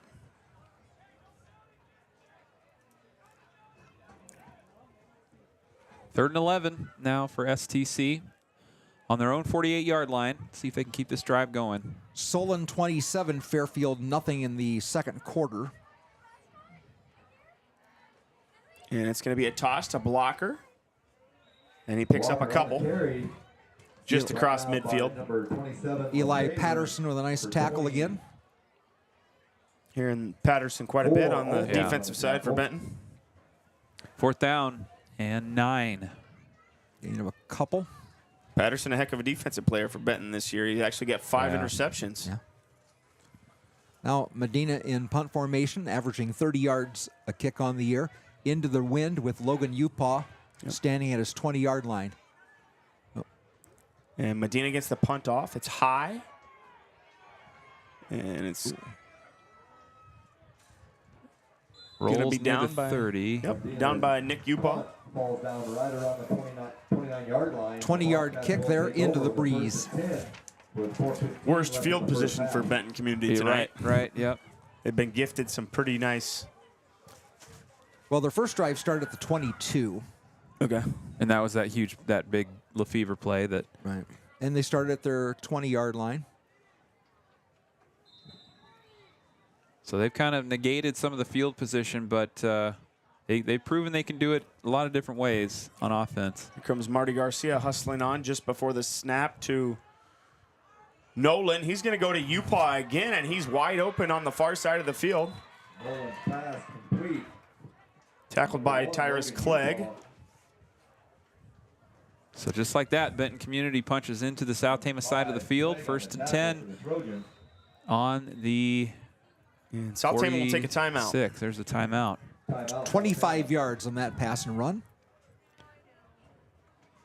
We'll take a moment and step away and hear from our sponsors. We'll be right back after this on Trojan Country.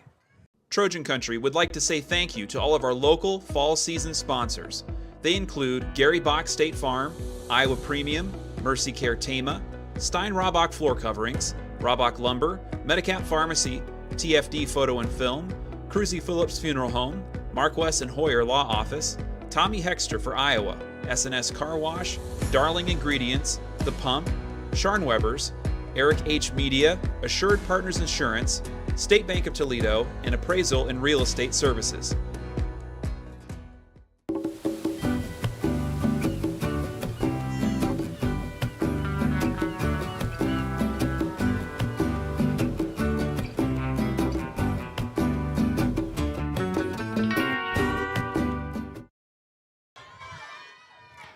Welcome back live from STC Trojan Field.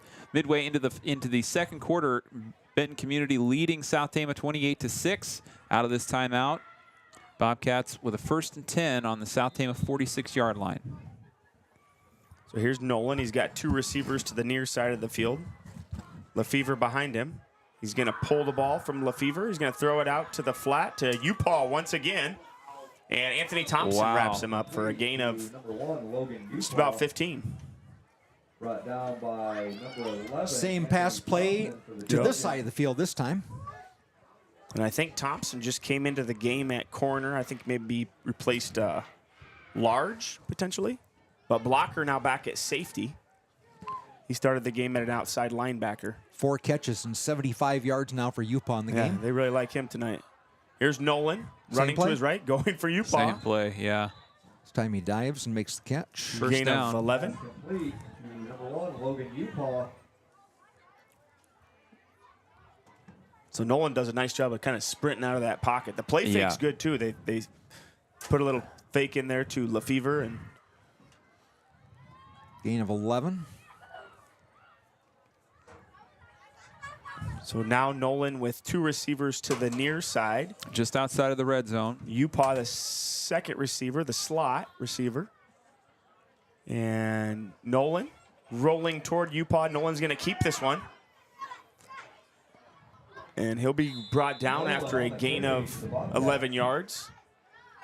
Cody Blocker making the stop. And Garrett Sermon also was in there. 11 yards on that carry. 8th first down for the Bobcats. Reminder, we will have our interview with South Tama cross-country runners Livia Smith and Sade Capeyu coming up at the Gary Bock State Farm halftime show. So make sure to stick around for that. Nolan to Lefevre off the left side, and he is going to walk into the end zone for another touchdown. Dylan Lefevre punches it in again for Benton Community with 2:25 left to go in the first half.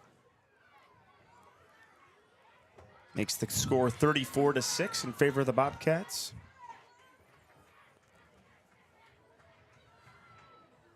And Kupka to attempt the PAT.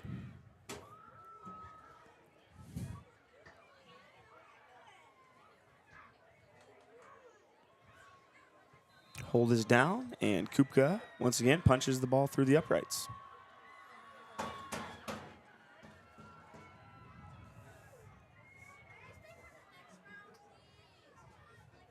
That for the Bobcats was a 5-play, 71-yard drive with Carson Nolan, the quarterback, hitting Logan Upaw on 3 passes in that drive.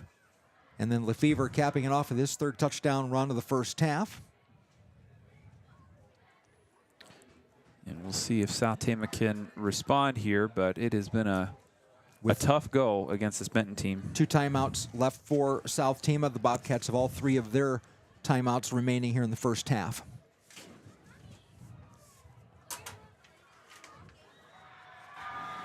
Coming up next week, we got a couple of broadcasts coming your way as South Tama volleyball in postseason action this Tuesday at Centerpoint Urbana.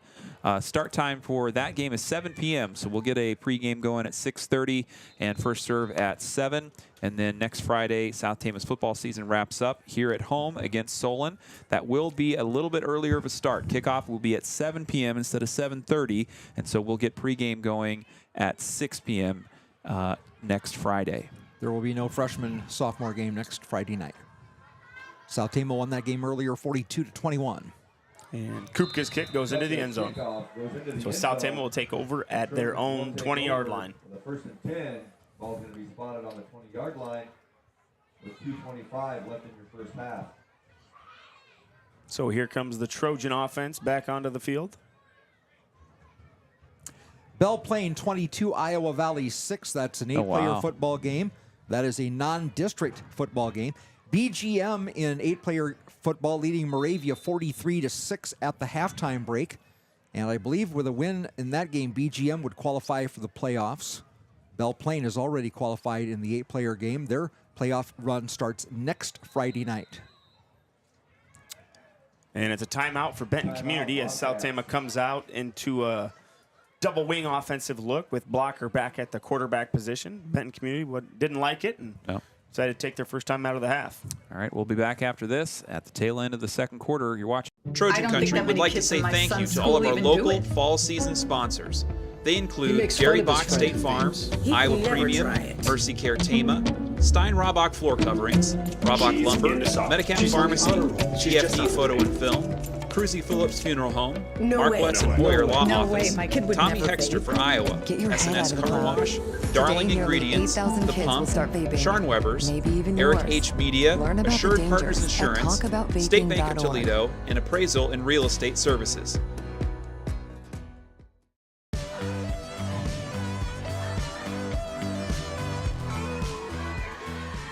Welcome back live from Trojan Field.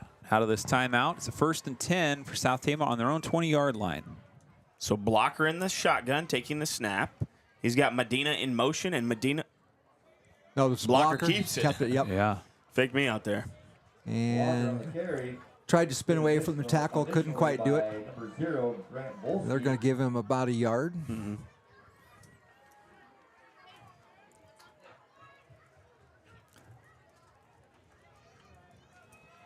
I don't know if the Trojans want to do anything fancy right now. Both teams still have 2 timeouts remaining in the first half. Belle Plaine now leads Iowa Valley 22-12 in the second quarter. That 8-player game. Clegg in motion. Blocker will hand off to Clegg around the left side, and Clegg putting some yards together on the ground. Clegg on the carry. Tyrus has that speed. Yeah, he has a lot of pop when he gets up. It doesn't take him too long to get up to speed. Brecton Rosick from his defensive tackle spot, making the stop for the Bobcats. Clegg with an 8-yard run on that one. Quick. He's quick. Yeah. Large, the receiver to the near side. Blocker and Bear in the backfield. Blocker will take the snap with Medina in motion. Fake to Medina. And Blocker will be wrapped up in the backfield on the run attempt. On the carry, hit in the backfield. Timeout Bobcats. Going to bring up 4th down for the Trojans. So Benton looking to get the ball back with a minute left in the half. They drop him for a 2-yard loss. So South Tama surely punt the ball away here. Yeah. And try to fend off the Bobcat attack for what's going to be a little bit under a minute.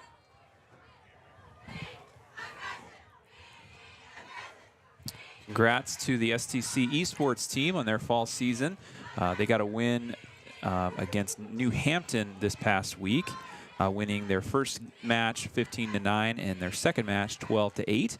Players in that one included Seth Payne, Donovan Rossavong, Dakota Fontenelle, Lincoln Ely, Waylon Sauer, Ryland Baker, and Ezekiel Castanon. Congrats to those kids. Williamsburg 21, Grinnell 12, 5:17 to go in the second quarter of that big ball game. Again, if the Raiders win that one, they will be in the playoffs. The Bobcats with a win tonight also in the playoffs. The Bobcats and Raiders play next Friday night in Van Horn. Toss from Large to Blocker, and they're back under center. So South Tama opts not to punt the ball. Lines up in an offensive formation, and that gives the Benton Bobcats 57 seconds from the 25-yard line of South Tama. 26-yard line, correction.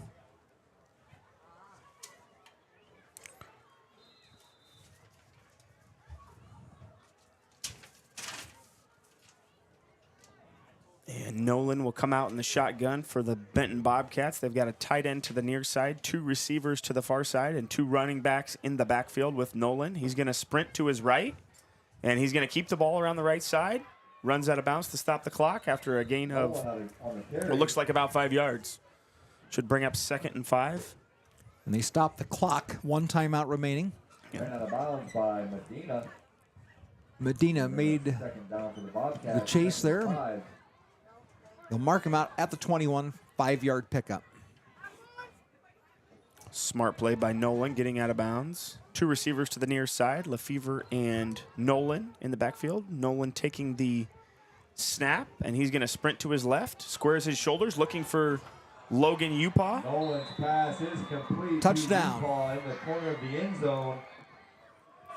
So Benton Community gets on the board one more time. 21-yard strike Score for the Bobcats. from Nolan to Upaw.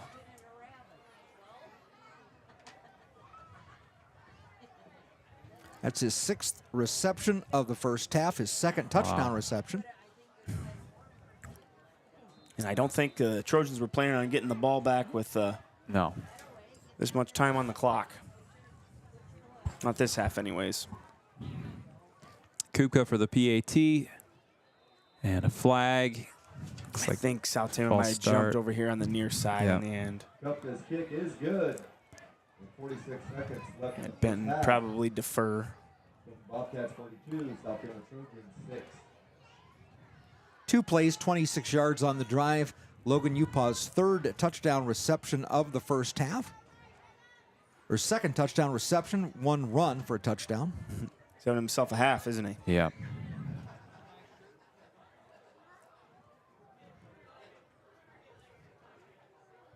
So South Tama will get one more shot on the offensive side of the ball to finish the half.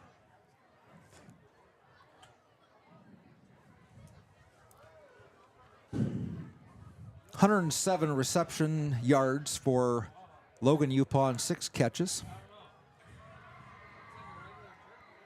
And the last 5 completions from Nolan have gone to Upaw. League and Henry back to receive. Did Lefevre catch one earlier? There can't be too many other Nope, players Martin with made one, receptions. 2 Martin? catches for 2 yards. Yeah. So. On those quick screens early in the game. Coop could have kicked the ball off for the Bobcats. Clegg and Henry once again back deep to receive the kick. And it's a good kick. Clegg will field it with his heels at the 5-yard line, sprinting toward the middle of the field. Flag. Clegg will end up at about the 21-yard line. There is a penalty flag down. On the return. Block in the back, maybe? Probably. Or a hold. Is that a low block? Chop, yeah. Chop block or block below the waist. Mm-hmm. The call is going to be against the Trojans for a chop block. Chop block. I don't know. Is that a 15-yard? Well, it might be half the distance to the goal, depending on where the Spot foul, flag. maybe? Depending on where the flag is thrown. The flag. Well, they mark it at the 21, so that will be half the distance. So the ball will be about the 10-yard line. Oof. Yeah, just. Well, with 39 seconds to play in the first half, more than likely just run some safe plays here, and we'll go to halftime.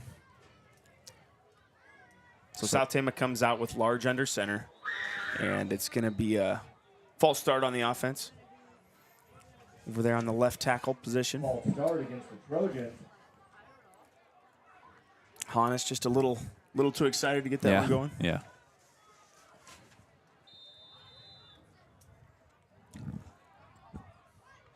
And could be in a continuous clock situation. South Tama doesn't need to be in a hurry, but the handoff will go to Blocker. Yep. Blocker on the carry. Like he picks up 5 or 6. Yeah, nice strong carry there by Cody Blocker. Cole Jungie makes the stop on the play. They'll give him the 12, almost the 13-yard line. And that'll do it for the half. Halftime score after 2 quarters. Benton Community up big against South Tama 42-6. We'll be back. Listen, switching to Gary Bock State Farm was one of the best decisions I've ever made. About 3 years ago, we moved our personal business over to Gary Bock, and I couldn't be happier with the results. Not only did we save a ton on our rates, but the entire experience was really smooth and hassle-free. Gary and his team are always quick to communicate, and they're available whenever we need them, which is so important in today's fast-paced world. What I love most is that they're locally owned and operated. When you go in there, you know who you're looking at, you know who you're going to see, and that's a huge thing. They truly understand the diverse needs of our community and provide outstanding customer service that's both personal and professional. With over 125 5-star ratings on Google, it's clear I'm not the only one who feels this way.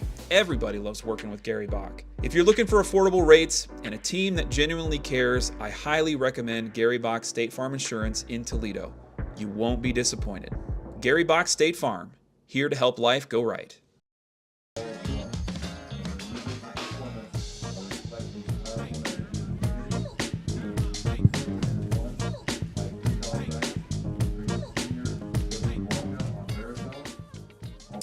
Welcome into the Gary Bock State Farm halftime show here as South Tama trailing Benton Community 42-6. Before we get into our halftime show, I just want to tell folks about a special project going on with Gary Bock State Farm this fall season.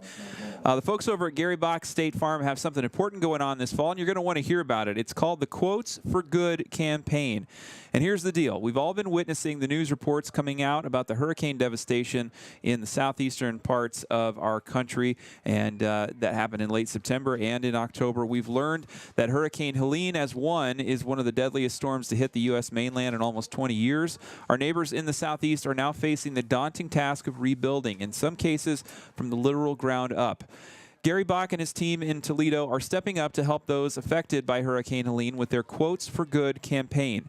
Through October and November, for every new insurance quote, whether it's home insurance, auto, farm, business, renters, life, or even pet insurance, Gary Bock State Farm will donate $20 to be donated to support hurricane relief efforts. And the State Farm corporate company will be matching each donation from Gary Bock State Farm, so your quote could contribute up to $40 to those in need. And reminders, that's going to be a free quote from Gary Bock State Farm. So any insurance product that you're in need of, any coverage that you're in need of, that can be a free quote from Gary Bock State Farm, and that's an automatic donation through the month of November toward hurricane relief efforts. Our community in Tama, Toledo knows the hardship of recovery after natural disasters like the 2020 derecho, and now it's time to lend a hand to our neighbors in the South. Call Gary Bock State Farm in Toledo today. They can help save you money on insurance, and you can help by being a good neighbor when it matters most. Like a good neighbor, Gary Bock State Farm is there. Couple score updates for you before we get into our interview with South Tama's Livia Smith and Sade Kapeyu. At halftime, Williamsburg leading Grinnell 21-2 in the second quarter. Big lead for Solon against Fairfield. It's currently 34-0 in the second quarter. Spartans up against the Trojans. Roland Story up big against Sadell, 34-8 in the second quarter. Madrid leading Wayne 28-8 in the third quarter. Newton trailing Gilbert 27-7 in quarter number 2. Still a close one between ADM and Indianola. ADM up in the top 5 of the 4A rankings. Indianola keeping pace, down by 1. 21-20 is the score in the second quarter. And Algona just took their first loss about a week or so ago, and they're tied with Webster City. So that's a big district matchup right there. 14-14 in the second quarter, Algona and Webster City. Williamsburg 21, Grinnell 12. And Solon in the second quarter now leading Fairfield 48-0. All righty. That's all I have. Okay, we're going to cut to our interview with Livia Smith and Sade Kapeyu when we get back. We'll kind of give you some halftime stats and continue on the Gary Bock State Farm halftime show. Band, you may take the field.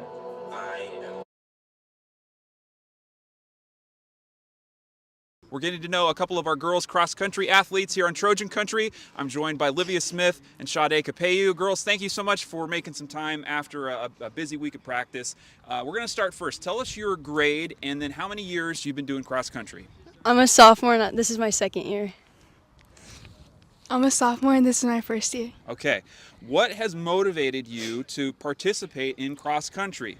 And for Livia, what has kept you coming back after one season last year? I like the conditioning of it, especially with wrestling right after this. I like to come into my wrestling season, like being able to do all this stuff and feel good about it. Yeah. So that's what made me come back last year, is I felt really good. And how about you? I joined cross country to get my 90 days in, and then in the conditioning for basketball. Awesome. Okay. So how has participating in cross country so far influenced your high school experience? What would you say what role has it played in your experience as a student? Last year, I became friends with a lot more of the girls that like I wouldn't have became friends with if I didn't join, like Kayla Heck and Andrea, and then Jenny this year. And it just like you just make friendships and stuff. Yeah. Maybe feeling more involved. Yeah, that makes sense. Yeah. So can you share a memorable moment or experience that you've had so far with the team this year? It can be in a practice or a team meal or a meet, whatever comes to mind. I like it when we all do like really good at a meet, and it's like it just feels successful for all of us. Like last year and this year at Montezuma, how like a lot of us place and stuff. It's just fun. Probably getting Subway after. Nice. All right, what's your Subway order? What do you have a go-to? It's kind of basic, but it's just a 6-inch white All right. with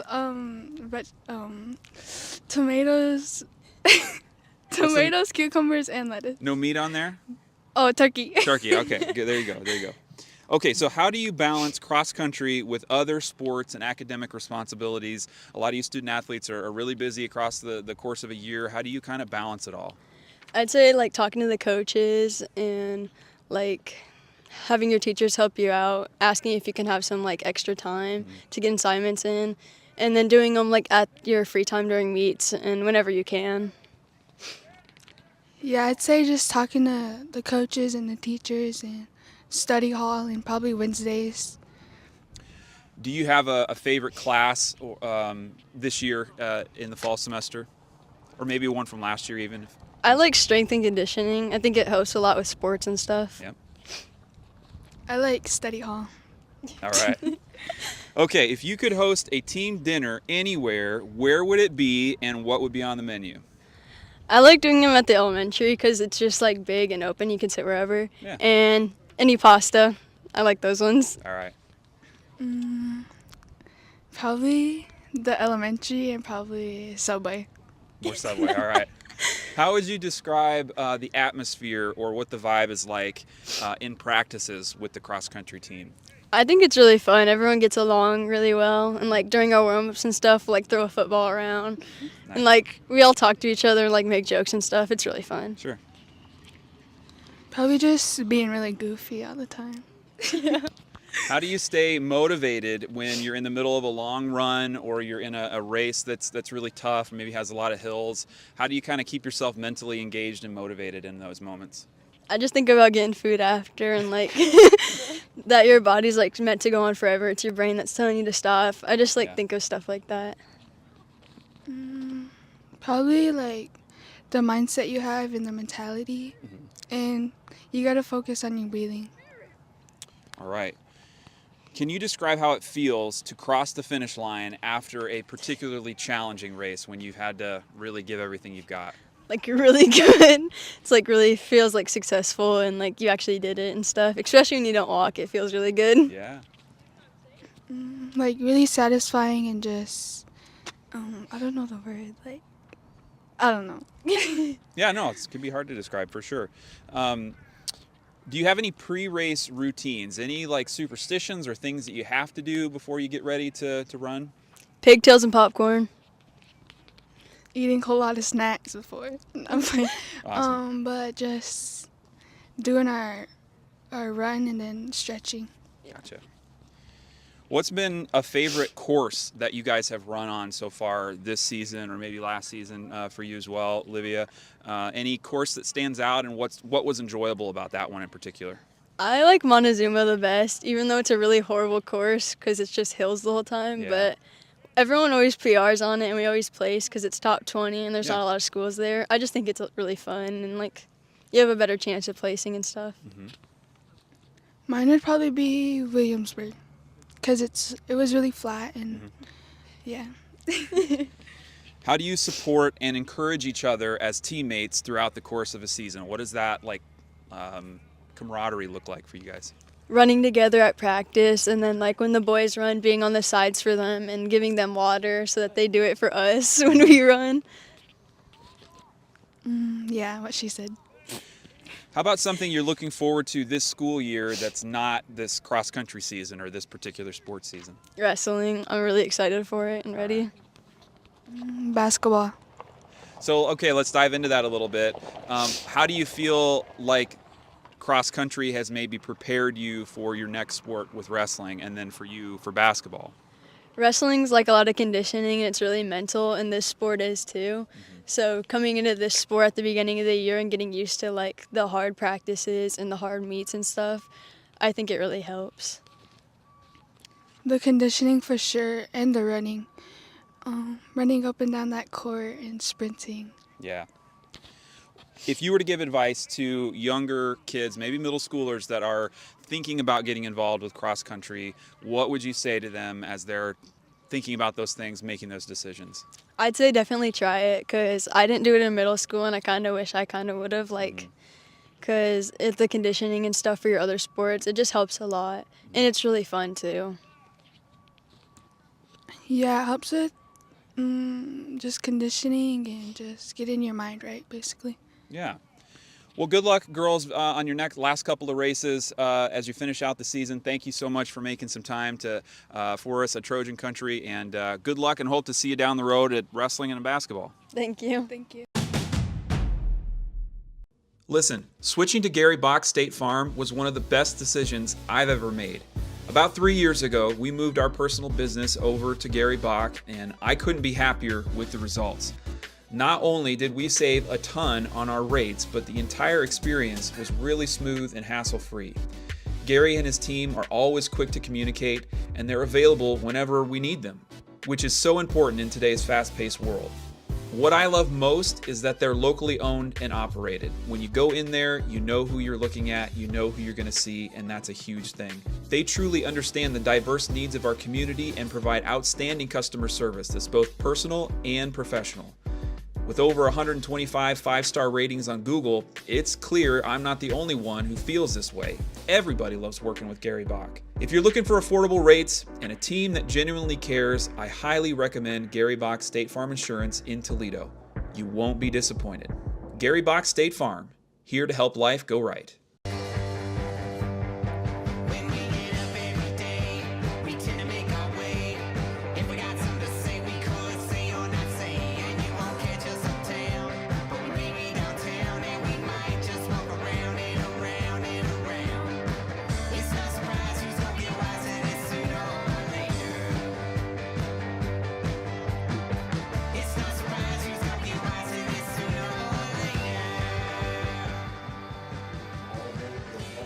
Welcome back live to the Gary Bock State Farm halftime show here in Tama, Iowa. At halftime of this South Tama-Benton matchup, Trojans trailing Benton Community 42-6 after 2 quarters of play. We kind of saw a little back and forth early in the first quarter, but after that, Benton Community really kind of went off to the races, and I'll turn it over to Jeff. He's going to give you some unofficial halftime stats. Okay, 42-6, Bobcats with the lead. Dylan Lefevre on a 48-yard touchdown run in the first quarter to make it 6-0. Extra point kick failed. The Bobcats then recover the ensuing kickoff and recovered. A 20-yard drive ended with another Dylan Lefevre run of 20 yards for a touchdown. He made a 2-point conversion to make it 14-0. South Tama, with their only drive of the game for a touchdown, set up on a Tanner Large interception. A 6-play, 22-yard drive ended when Eric Medina went in from 1 yard out. The extra point kick was blocked, and the Bobcats led 14-6 at the end of the first quarter. In the second quarter, Logan Upaw with a 52-yard run, and then a 31-yard touchdown pass from Carson Nolan.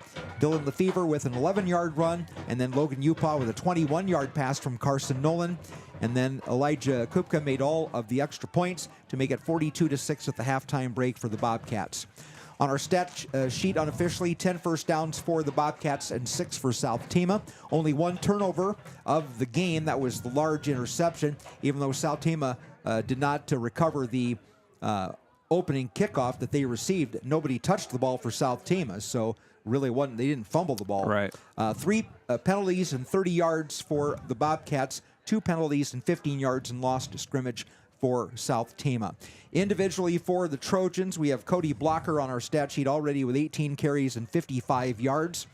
Eric Medina with the touchdown run has 13 yards on 5 carries. Marcus Bear 3 carries for 10. Tyrus Clegg has 8 yards on 1 carry.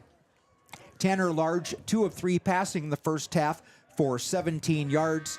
Michael Henry, 1 catch for 13. Nick Upaw, 1 catch for 4. South Tama with 80 yards running, 17 through the air, 97 total on our stat sheet.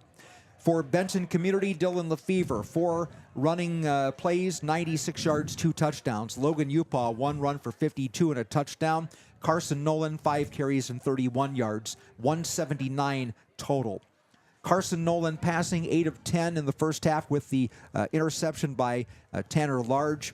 109 yards passing for Nolan, 6 catches for Logan Upaw in the first half for the Bobcats, 107 yards on 6 receptions, and 2 catches for 2 yards for the other receiver, and that was Martin.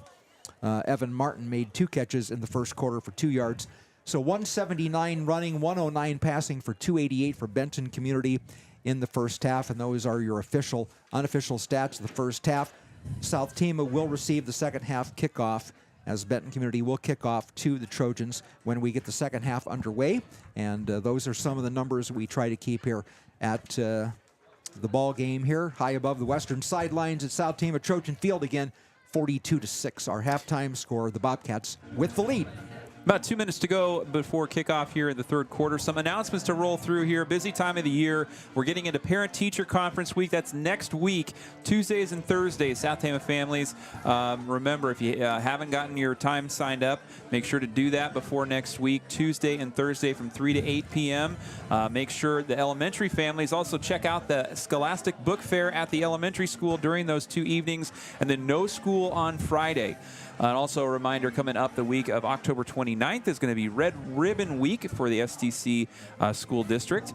Also coming up in early November, the school play is going to be The Sting by David Rogers, happening on November 7th, 8th, and 9th at the Weeding Theater. Showtime is 7 p.m. with a 2 p.m. matinee on November 9th. And then also, if I can get my graphics switched around here, South Tama High School looking for career and technical positions to be filled with the industrial tech, business position, and family and consumer sciences. If you've got a background in career and technical fields such as those, if you have experience in those things, South Tama is in need of instructors, and there are kind of alternative pathways to gain authorization from the state, so you can step into a teaching role if that's something you feel like you might have some skills in and might want to help out with. Get a hold of the South Tama High School administration to learn more on that opportunity. Substitute teachers are also in need at South Tama. Flexible schedule, you can pick the days you want to work. Competitive pay and an opportunity for additional pay if you have a certified teacher's license. You can be a long-term substitute around the district. There's needs. Nate, as a teacher, you can attest to the need for substitutes, at the high school level. And so if that's an opportunity for you, something that seems like it could make sense, please get in touch with South Tama and kind of learn about that so you can help out if that's something of interest. Absolutely. All righty here. We are going to get ready for third quarter action. Third quarter action. South Tama to receive the ball. After 3 quarters, Grundy Center 35 and Hudson 0. That's the only score update I have. A few others here from our producer. I got Marshalltown leading Des Moines Lincoln 13-7. That's heading now into the fourth quarter. Close one in Class 5A. Linmar leading Iowa City High 21-14 in the second quarter. Decorah up 10-0 against Western Dubuque. BGM 56, Moravia 6. That's after the third quarter in that 8-player game. Xavier Catholic leading CCA 17-7. That's a close one. CCA is kind of keeping pace there. Belle Plaine 30, Iowa Valley 18. And here we go. Kickoff. Start of the third receive. From about the 2. Yep. And makes an open field tackler miss and a second one miss. And he will be wrapped up at about the 19-yard line they're giving him. So South Tama to start their first drive here. And now by number 25, Blake Hine. Off we go in the third quarter. Continuous clock in effect here after the scoring onslaught in the second quarter from Benton Community. Yep. And how, the question is just how does the body language, how does the mentality of the South Tama team? Yeah. I think you tell your team, I don't even know if you need to talk about the score. Everybody's out there. Right. keep working hard. I think everybody's in the battle out there. I They're really fighting feel hard, like and they've had some successful, from there's that been some bright spots offensively. Yes, some bright spots. But thinking about to other games, how the team has come out in the third quarter, compared to previous years, this year I feel like has looked a little different in that respect. Have fun, go play football. Yeah. Don't worry about the score. That's what it is. And So a flag will move the Trojans back closer to their own end zone on the 10. Large will take the snap under center. So we saw a little bit of Cody Blocker going into their base formation. They're back here in a stack I. And Large will fake to Blocker. Attempts to throw it out to Marcus Bear, but incomplete. Pressure the throw there. is at Bear's Yeah, feet. right at his laces. But, stepping around your own end zone, you want to be, Large has got to be real Not a good place to turn the careful. ball over, is it? No, you can't blame him for getting rid of it quick. And I'm not sure there was much running room for Bear. No. Had he caught the pass. The defender immediately on him. So Benton Community come out in a 4 front this half, and they're going to hand off to Blocker. Blocker's got some running room. He's got a first down and more up across the 25-yard line. Good hard run by Blocker, dragging 2 or 3 Bobcats with him for an extra 5.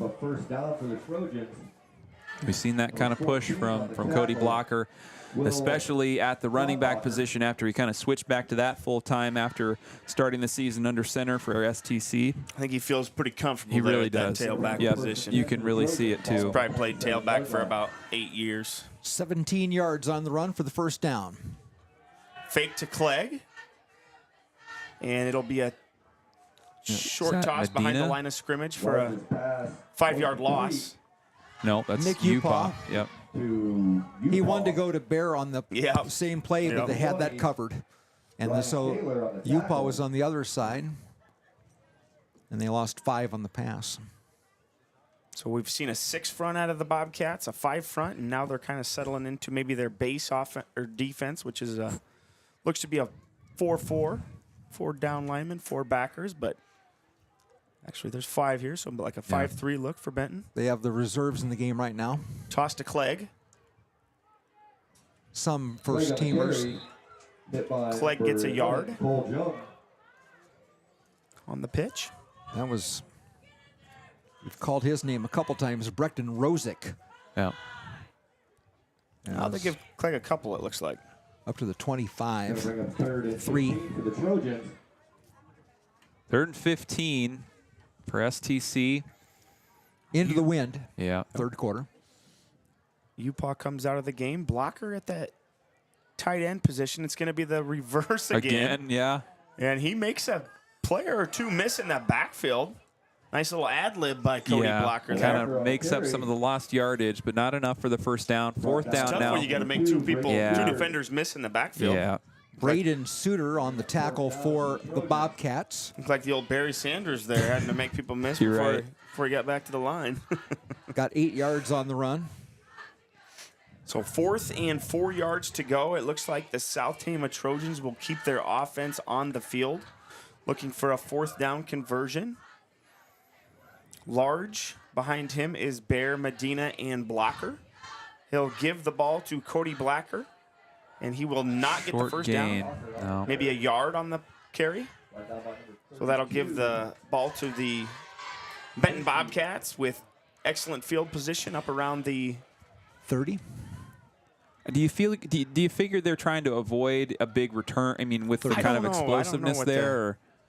philosophy is there. But Ball over on downs, bring up a 1st and 10 for the Bobcats. a couple times already tonight. Yeah, right. Going for it on 4th down in your own territory, but also, with the score what it is, maybe that's just kind of get the most plays out of the. so Benton will take the snap and give it to Lefevre, who remains in the game. He'll have a gain of 8 or 9 on the play. Brought down by number 61, Kyle Youngbear for the Trojans. Youngbear and Jeanette combine on the tackle for South Tama. 9 yards for Lefevre, 100-yard night for him, 105 on 5 carries. Of course, a 58 and a 20-yard run helps the average. Nolan and Lefevre will remain in the game for this drive. And handoff to Lefevre again. Nope, this is Mitchell. Okay. Fake to Lefevre, little fullback, I think, right? Yep. Mason Mitchell, the ball carrier. Little counter look to Mitchell. I think he picked up 10 or 11 on the carry for a first down. Right down by number 8, Logan Upaw. Logan Upaw on the stop. Ball at the 15, 10 yards on that play. Must have been Nick Upaw. Yeah, Nick made the stop. First down, number 11 for the Bobcats in the game. First and 10. Here's Nolan. And it's a little counter play again to number 3. That's Mitchell. Mason Mitchell for the touchdown. Number 3, Mason Mitchell. Same play the other way? I think so.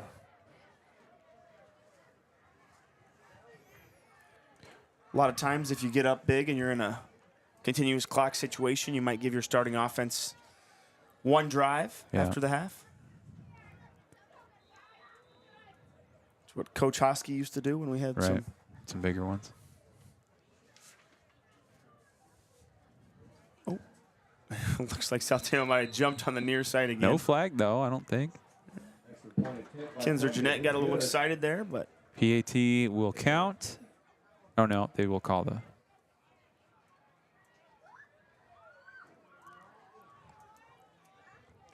So they're going to re-kick it, I guess. Oh. So Benton Community brought their team out. Their players were all the way to the sideline, but they'll come back and try to kick the ball again.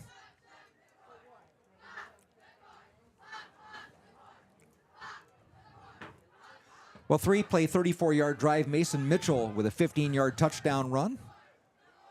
And they'll attempt the extra point via the kick once again.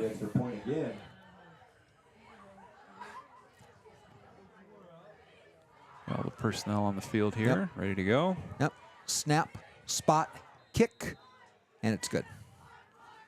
Extra point attempt is good.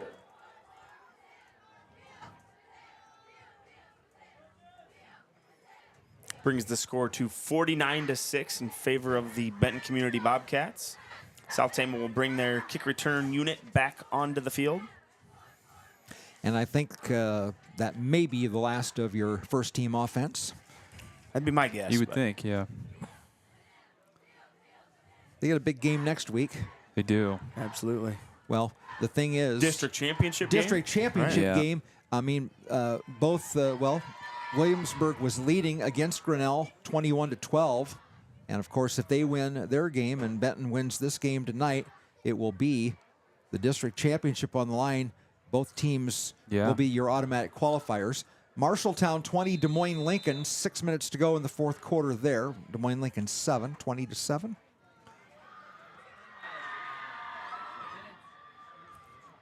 So here's Elijah Kupka.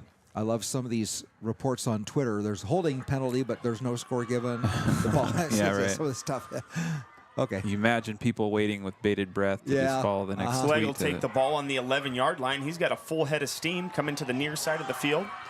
And he will bring the ball up to right around the 45-yard line. He has 14 kickoff returns for 344 yards for an average of close to 25. Yeah. And again, good decision. Goes right for it and hits that seam. And no flags. So South Tama will start on the 43. Good field position here on this drive. Let's see if we can get something positive going, get a couple first downs. Move the ball against the wind here. The breeze has been pretty steady all night long, 15, 20 miles an hour, blowing right to left. Sermon in at the fullback position now for South Tama. And it's a reverse to Henry. He's going to look to throw it. Pump fakes. Makes one miss. Ooh, incomplete. And he was looking for Upaw that whole time. Did a good job of not taking the loss. Large was out there too, but again, that play was not blown up. Like they kind of ran into each other from the start, and then good pressure by the Bobcat defenders to force that pass. We've seen Henry try to throw the ball like that before. Yeah. And he's right-handed going to his left as we had an earlier play. Same type of play. So Sermon behind Large, followed by Bear and Blocker. Large going to toss it out to Blocker. It's a 36 power, they call it. Fullback looking to kick out the defensive end, and blocker cuts it up inside for a... Sage Edberg making the stop as the Bobcats have some of their second line defensive players in the game right now. Starting to hear some different names. 3-yard run there. Cody has run the ball 22 times on our stat sheet in this game. 3rd and 7 now for STC. Getting close to the 50, but... Clegg in at tailback. Blocker had 29 carries last week. And... False start. False start on South on Tama. The offensive line. False start on the Trojans.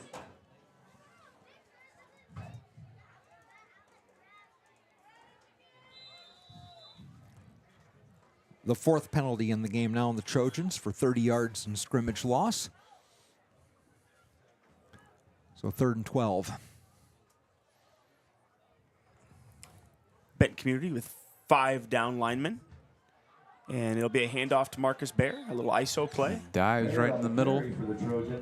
Jason Eastman made first contact. It's going to bring up 4th down. 4th and 10 for South Tama. Got a couple.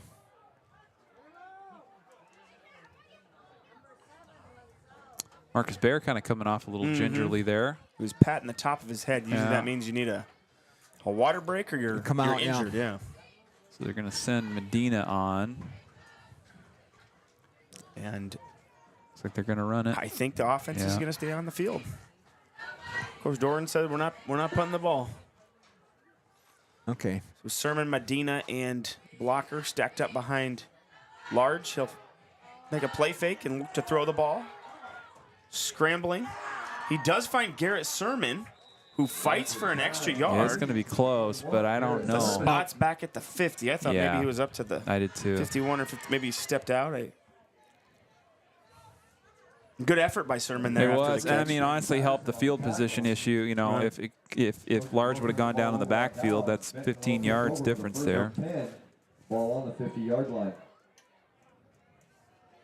Gain of 7, but not enough for the first down. 52. Ball right at the 50. Garcia. Samuel Garcia getting some playing time. Just a freshman on the defensive line. He's right next to his brother, Marty. That's kind of fun for those two. Fumble. Yeah. It's a fumble. Looks like South Tama is on it. Sermon. Garrett Sermon with the catch and then the fumble recovery. On the recovery for the Trojans. That's the second turnover of the game for the Bobcats. So Samuel Garcia gets in the game and South Tama recovers the fumble. Most likely came in for Bear on the defensive line there. Yeah.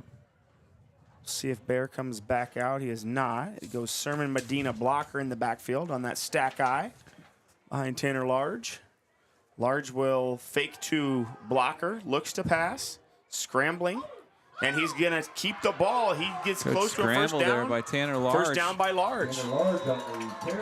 Nice move to his left. Used the official as a little blocker there. Little pick move. Yeah. The official definitely got out of the way there. Yeah. Any way you can get it. 13 yards. 35. That puts him in positive territory. That's the 7th first down, and the Trojans will have a fresh 4th, the Benton Community 35. The clock is moving fast here in the 3rd quarter. Just 2 minutes left. With the continuous clock. Right. Flea flicker. Large. Blocker flips it back to Large. Makes one miss. Gets it away. Blocker. Finds blocker. Oh. Circus play by the Trojans. Yeah. Well, they had that one last week where they had a little problem on a... They did. And then they found blocker on a nice little gain in that game. Kind of the same play there. Large just shedding a couple defensive linemen in the meantime. Right. Gives blocker a little time to get out into the flat. Got a good job of getting out of the way and finding somebody downfield. On a play like that, the linemen sometimes go down the field too far. Yep. Right. That one they stayed home. No. Looks like a broken play. Flag before the ball start. Yep. Ball start on the Trojans.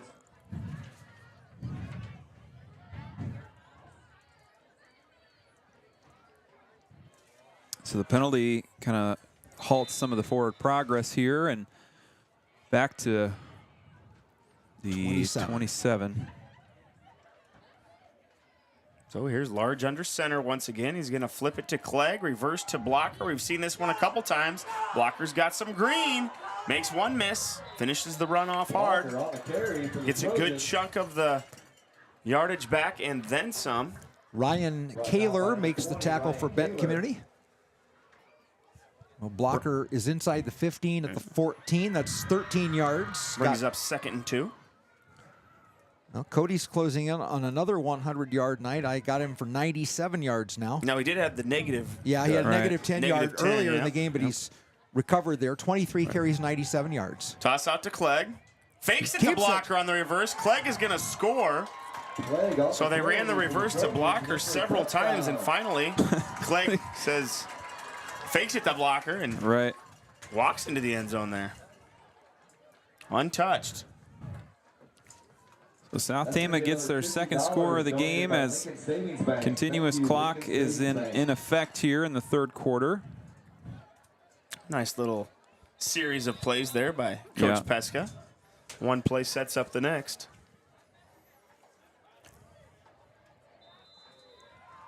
Medina's kick is good. Medina's extra point is good. Just 18 seconds left here in the third. And that was set up on the fumble recovery by Sermon. So that's Absolutely. four consecutive drives for touchdowns after South Tama got a turnover. So defense.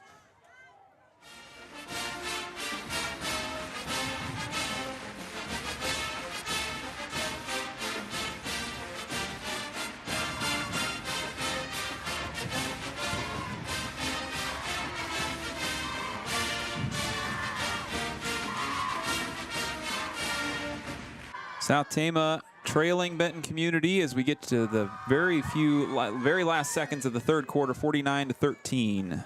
That play for 14 yards for Tyrus Clegg. He had an earlier run against Knoxville for a 21-yard touchdown. 14 yards on the run. Medina makes the extra point, 4-play, 48-yard drive, and that was set up again by the fumble recovery by Garrett Sturman. And South Tama scores again to make it 49-13 with 18 seconds to go here in the third quarter as we await the kickoff.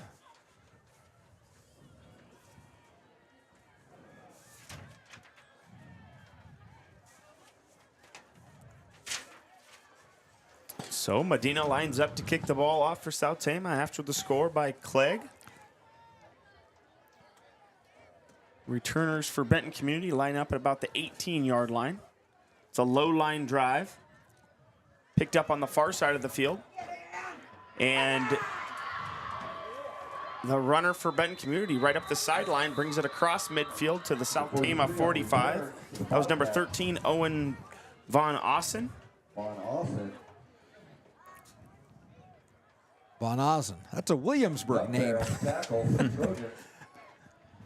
And so here comes Benton's next drive. Well, the referee, it looks like we got a penalty we're marker. going to re-kick the... No, we got a penalty marker blocking the back.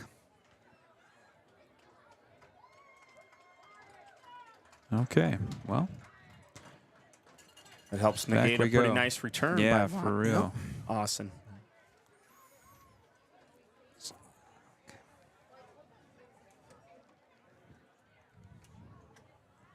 Call's going to go against the Bobcats. Blocking the back on the penalty.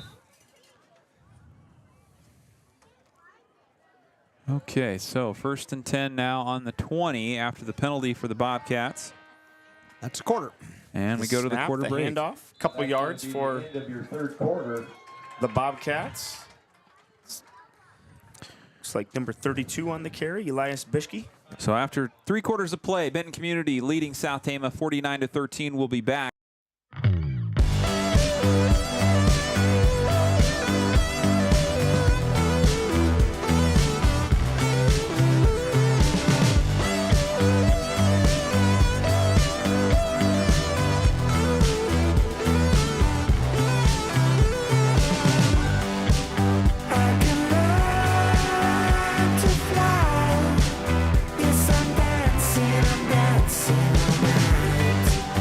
I could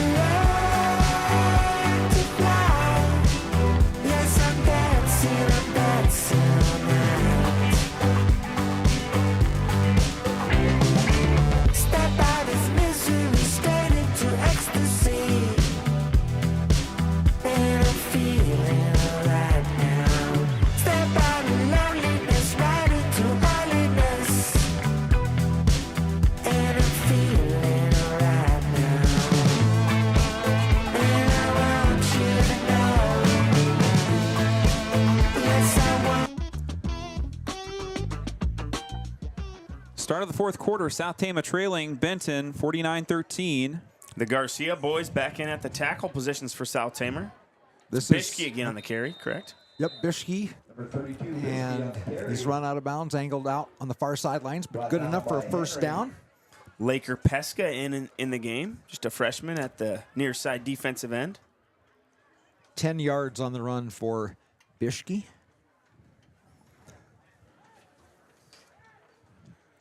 Update on the Marshalltown game. Bobcats leading Des Moines Lincoln 20-14 in the fourth quarter. Number 40, Eli Crookshank, also in at the cornerback position. So South Tama subbing as well. Benton Community on the snap. It's a sprint out to the right. Number 15, Colton Kroneman. Kinzer Jeanette makes the solo tackle. Kroneman scampers for Number 15. 2 yards. Roman on the carry, brought down by number 10, Kinzer Jeanette. Going to bring up 2nd and 8 for the Bobcats. Pella Dutch on upset watch against a Bondurant for our team that's been in a lot of big games this season. They're tied up 14-14 in the second half. Be interesting to see how that kind of plays itself out here. So the backup quarterback, Colton Kroneman, in the game. Right. Their other quarterback, Brendan Haying, who played some earlier in the season, out with an injury, not dressed. So here's the snap to Kroneman. And that's going to be intercepted. Jeanette. Number 10, Kinzer Jeanette. He runs it into the score. And he's going to score. And he's normally a defensive end. There's no way he was a defensive end lined up out there. No. He must have been about a 30. They must have moved him to outside linebacker. 35-yard return for the touchdown. I could have swore I was just talking to Kinzer today or yesterday, and he said he's never scored a varsity touchdown. Oh, man, that's cool. Good for Kinzer. We just had that conversation. So he's pretty juiced up. Yeah. High energy kid. Good for him. That's the third turnover of the night for Benton Community. Yeah. new unit on there for offense. And well, both teams were pretty heavily subbed in. They are, absolutely. Spot, kick, good. PAT goes through for Eric Medina, and that will close the score, 49-20. So we are no longer having a continuously running clock. 10:21 to go in the fourth quarter as Jeanette's interception turns into points. And then, it's been a dominant performance by Benton here, but, considering South Tama, gave up a 74-0 shutout last year on the road in Van Horn, either way you cut it, 49-20 is going to, a much better performance here. Hey, like I said, don't think about the score. If you're out there playing, just go out and play football. Yeah. Have fun with it. Keep working hard. Keep playing physical.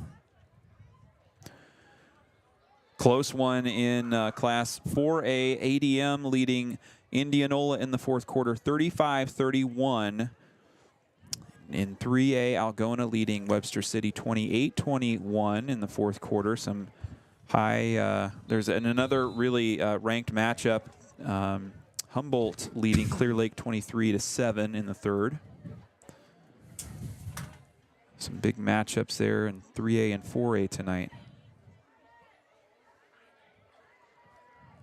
So Medina set to kick the ball off. And he will be Elias Bishke on the return. Returning it from the 15-yard line. He's got some room in the middle of the field. And tackled by the kicker, Eric Medina. Right around the 44-yard line is where Benton will start their next drive. Adrian Valle also in on the stop. And Kyle Youngbear. We return to normal clock management here now. Ball on the 45-yard line. Normal clock procedures, probably is a better term. So South Tama heavily subbed in on defense.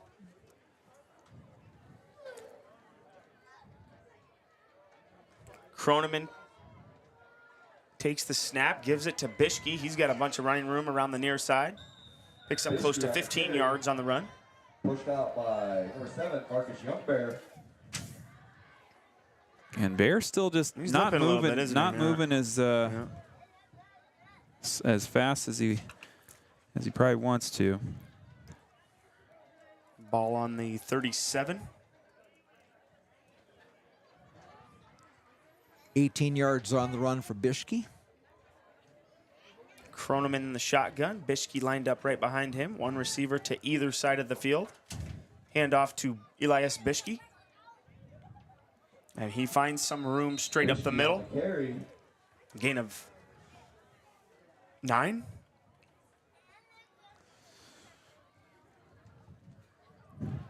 Second down and 2 as the Bobcats getting close to the red zone here in South Tama territory. Just under 10 minutes to go. Freshman Ryan Brandt on the tackle. Does the quarterbacking for the Frosh team. Here's Croneman with one receiver to either side again. And they're going to go back to Bischke. Gets a couple yards. Tackled in there by Martin Langen. Now flag goes out. And they are, hats are coming off. Flags are flying. Every ref through there. Flag, you got to think a personal foul of some type. Okay, he got down to about the 25. And let's see how they're going to mark this one. One of the matchups to watch in Class 1A tonight just went final. West Lyon, currently ranked top in that class, defeating 10th ranked Central Lyon 41-7. I wonder if they're going to get both teams on this. I think so. A lot of times it happens that way, doesn't it? The first flag came off after, I didn't see the number of the kid that went down, but.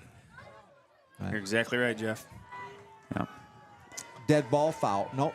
Well. Unsportsmanlike is what we'll have. Does that negate the play altogether?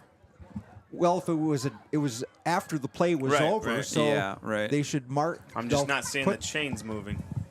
I don't either. Yeah. They haven't put the ball down. They haven't marked it yet. Right. It has to be after the play. Yeah. Right. The penalties came after the play was over with. They got the ball at the 26-yard line. Yep. That's close to a first down. Right. So the extracurriculars came after the whistle. The play was, they're going to first down. Yep. Which is the right call. So Bischke will pick up 3 in the first down. So South Tama with Marty and Sam Garcia up front. Martin Langen and Edwin Perez at the defensive ends. Now they sorted out. They got it right. Marcus Bear and Adrian Valle doing the inside linebacking for South Tama. Croneman set to take the snap. Bischke behind him. Here comes Bear on the stunt, and he gets a hand on Bischke. Tackled by number 56 for South Tama, Wesley Hannes. Brought down by Wesley Hannes for the Hannes gets a lot of action on the offensive side, but doesn't get a whole lot of defensive reps. So. Bischke running hard for Benton Community, picking up another first down. Yeah, he's a gamer. He sophomore, but maybe a little undersized at the varsity, running back position. But he's really got some pop there as their backup. 54 yards. So Croneman with Bischke right behind him again in the pistol. Another give to Bischke up the middle, and he's dragging some tacklers along the way. Good hard run by Elias Bischke, and Bischke on the carry. Looks like he'll gain close to 6. 6, yep.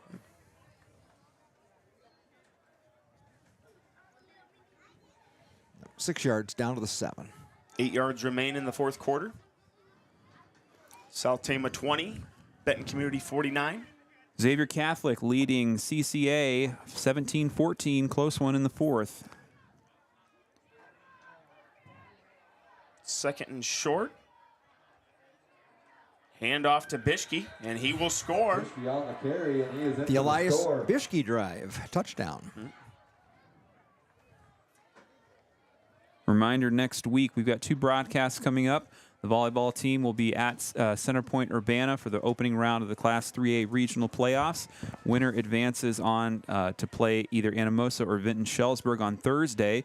And then Friday we'll have the season finale for the STC football team. South Tama hosting the Solon Spartans.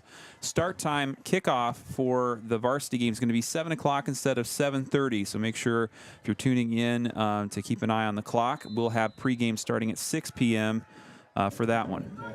The Benton Community extra point by Kupka goes through the uprights, bringing the score to 56-20 in favor of the Bobcats. Solon has stayed in control of their game against Fairfield. Fairfield has gotten on the board, but it's Solon 54, Fairfield 6, Williamsburg 21, Grinnell 12. They're in the third. Grinnell's hanging around, aren't they? Yeah, a little bit. That'd be an upset. Boy, that would be an upset. Yeah, I was impressed with Williamsburg. Their team speed. They're a good team. Grinnell's a good team, too. They are, yep. Senior quarterback. Two big quarterbacks. Talk about size. Yeah. That 6'5" Hawker from Williamsburg, and then Kaufman. Yeah, I think he's 6'2", 6'3". So here comes Elijah Kupka to kick again. 56-20 the score. Back to receive. Clegg and Henry will return the ball for South Tama. Anthony Thompson lines up as the up back. Now Solon 54, Fairfield 13, halfway through the fourth quarter.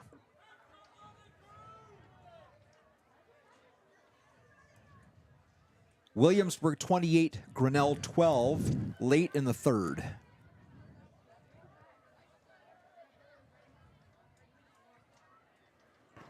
Kupka's kick is fielded by Clegg.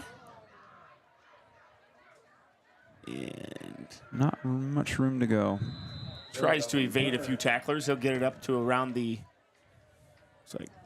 24-yard line.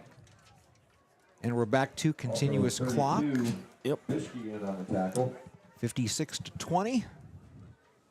Bishke with some nice running there. 67 yards in a reserve roll here. Most of that coming on the last drive. Final score in Class A, BCLUW losing to South Winneshiek 54-15 final. 1st and 10 from the 24. I want to say that's Ryan Brandt taking the snap. Yep. Off the right side, not much there. And that was Medina, I believe. Yep, you're right. A couple yards from Medina. So Ryan Brandt gets some snaps here at quarterback. Again, led the freshman and sophomore. Some sophomores do play that first game. 6-2 season. Yeah. So it looks like Henry back at the deep back. Medina in the middle. Sermon up back. Ball's going to go to Henry. Henry on the carry. Henry breaks it down to about the 36. Nice looking run by Henry. Yeah. Looks a little shifty. Final score, Belle Plaine upsetting Iowa Valley. 30-24 is the final in that one. That was a non-district game, by the way. Both teams will be in the playoffs next week when the 8-player So they could see each other again. You never know. They'll probably, not first round. No, but some talented teams there for Brandt sure. gives the ball to, I want to say it's Isaac Schroeder, also a freshman. Ran for a lot of yards tonight in the Frosh game. Isaac? Yep. Okay. Isaac Schroeder. Couple other final scores listed, for you here. Gladbach Rhinebeck defeating GMG 57-6 final. Flag. Sorry, we have flag. Go ahead. And Montezuma shutting out Twin Cedars 71-0. BGM on their way to a victory, currently 56-6 score against Moravia in the fourth quarter. Okay, so Schroeder gets credited for 3 yards, and then the holding penalty brings him back. Yeah. Now, in the freshman game, they did not mark off that penalty correctly. Okay, so here's Brandt. He's going to take and toss to Henry. Henry's got couple nice moves, and he's out across midfield.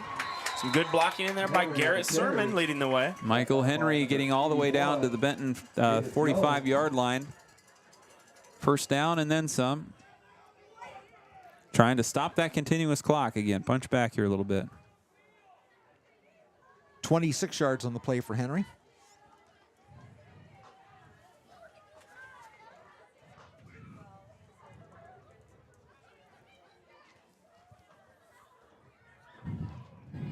Brandt scrambling to the right.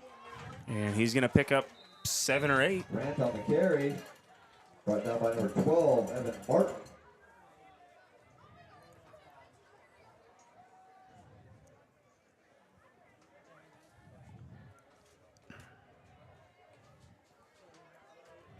Schroeder coming back in the game as a running back. It's tough to keep up on who's, Yeah, I know. Who's out there. Been a lot of rotations here. So Brandt under center. Then you've got Sermon, Medina, Schroeder.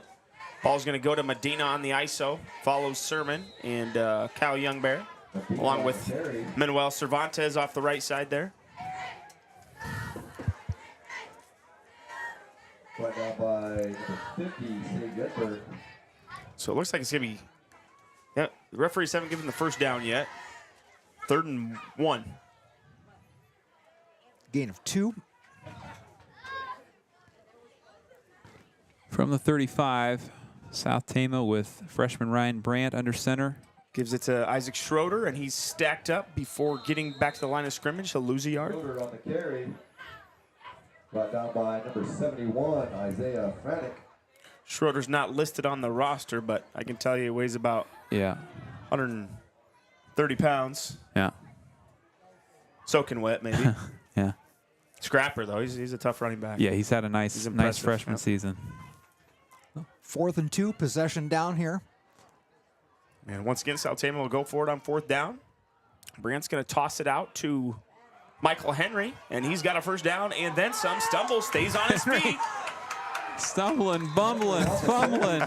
Stumbling, bumbling, fumbling, back gully. 12, Evan Martin. Brought down by Martin, finally. No.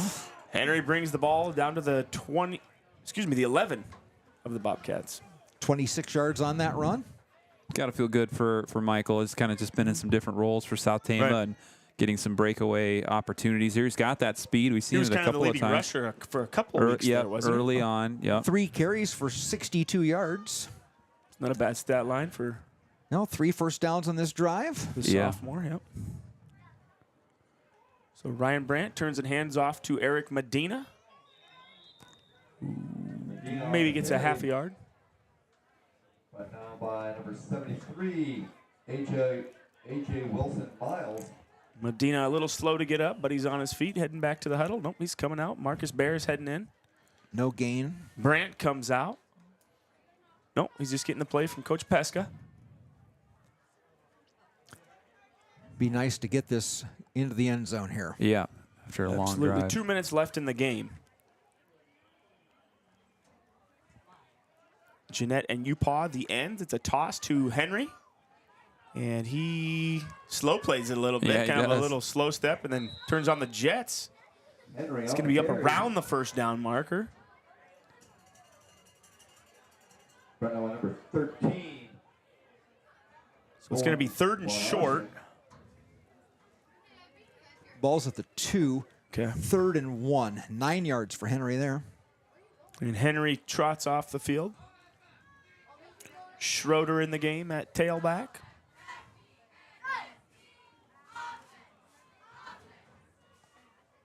Brandt will give to Schroeder, and he may just have his first varsity touchdown. He does. He is in for a touchdown. So touchdown for Isaac Schroeder.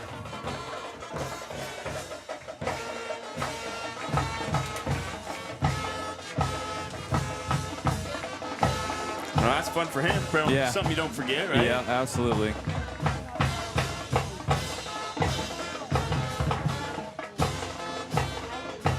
Quite a few sophomores coming on and off the field for South Tama.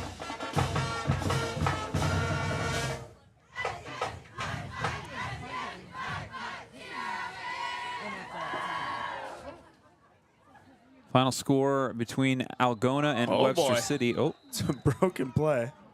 Now that Upaw wanted to flip it up, flip it back to Medina, which isn't a bad guy to have the ball in your hands. But I think when he was kind of crawling, so his knee was actually down when he went to flip the ball. So Algona avoids the upset against Webster City. Final score in that contest, Algona 28, Webster City 21. 11 plays on that drive for South Tama, went 76 yards. Michael Henry with 71 yards on 4 carries. He had 61 yards on that drive, 61 of the 76, and Isaac Schroeder with the last 2 yards for the touchdown to make it 56-26.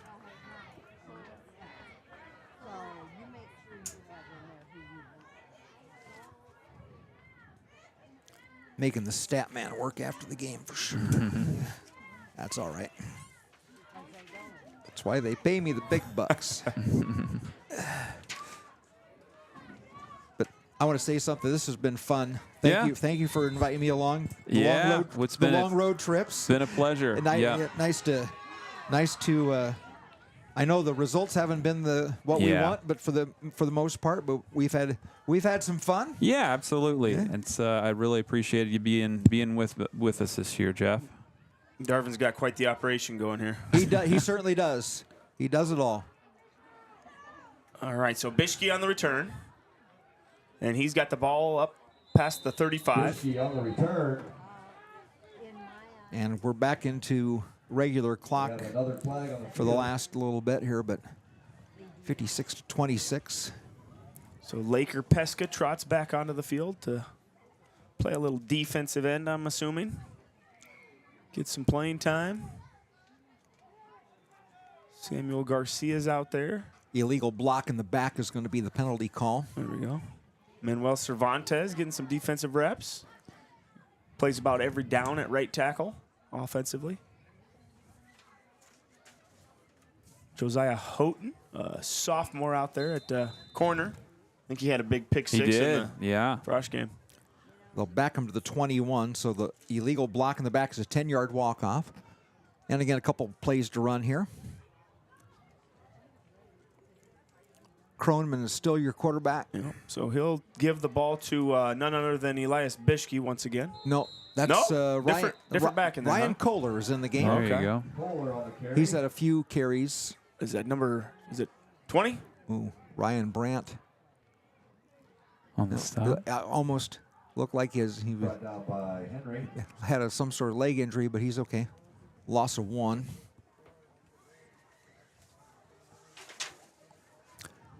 And this will be the final play of the game here, barring any other situation here. Kroneman will take the snap with a receiver to either side of the field and gives the ball. And a tackle in the backfield. Marcus Bear. Marcus Bear on the tackle for the Trojans. Lost a couple, and that will do it.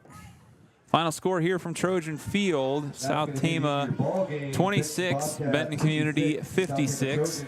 The Bobcats stay perfect in district play and go on to face Williamsburg in the district final to kind of decide the whole thing for this District 5 standings. Decide who get first and second. Exactly. And again, Williamsburg was leading Grinnell 28-12 at last report. So we'll see what happens here down the stretch, but that will be a big ball game. Yeah, absolutely. And South Tama, meanwhile, hosting Solon in week 9, and Spartans getting a win tonight. And we'll see how South Tama can put things together. I think it's going to be a little bit of a different lineup composition. Talking to Coach Doran, he had some players that were expected to be out, and some others that are going to be possibly coming in after a field trip shortly before game time. So it'll be an interesting sort of roster composition for STC next week, but we'll be have here. All the sophomores and freshmen available if he needs them. Exactly, right. So we'll be live for that one. We're going to step away for just a second. We'll be back to recap the game and give you some unofficial stats, and we'll be back after this.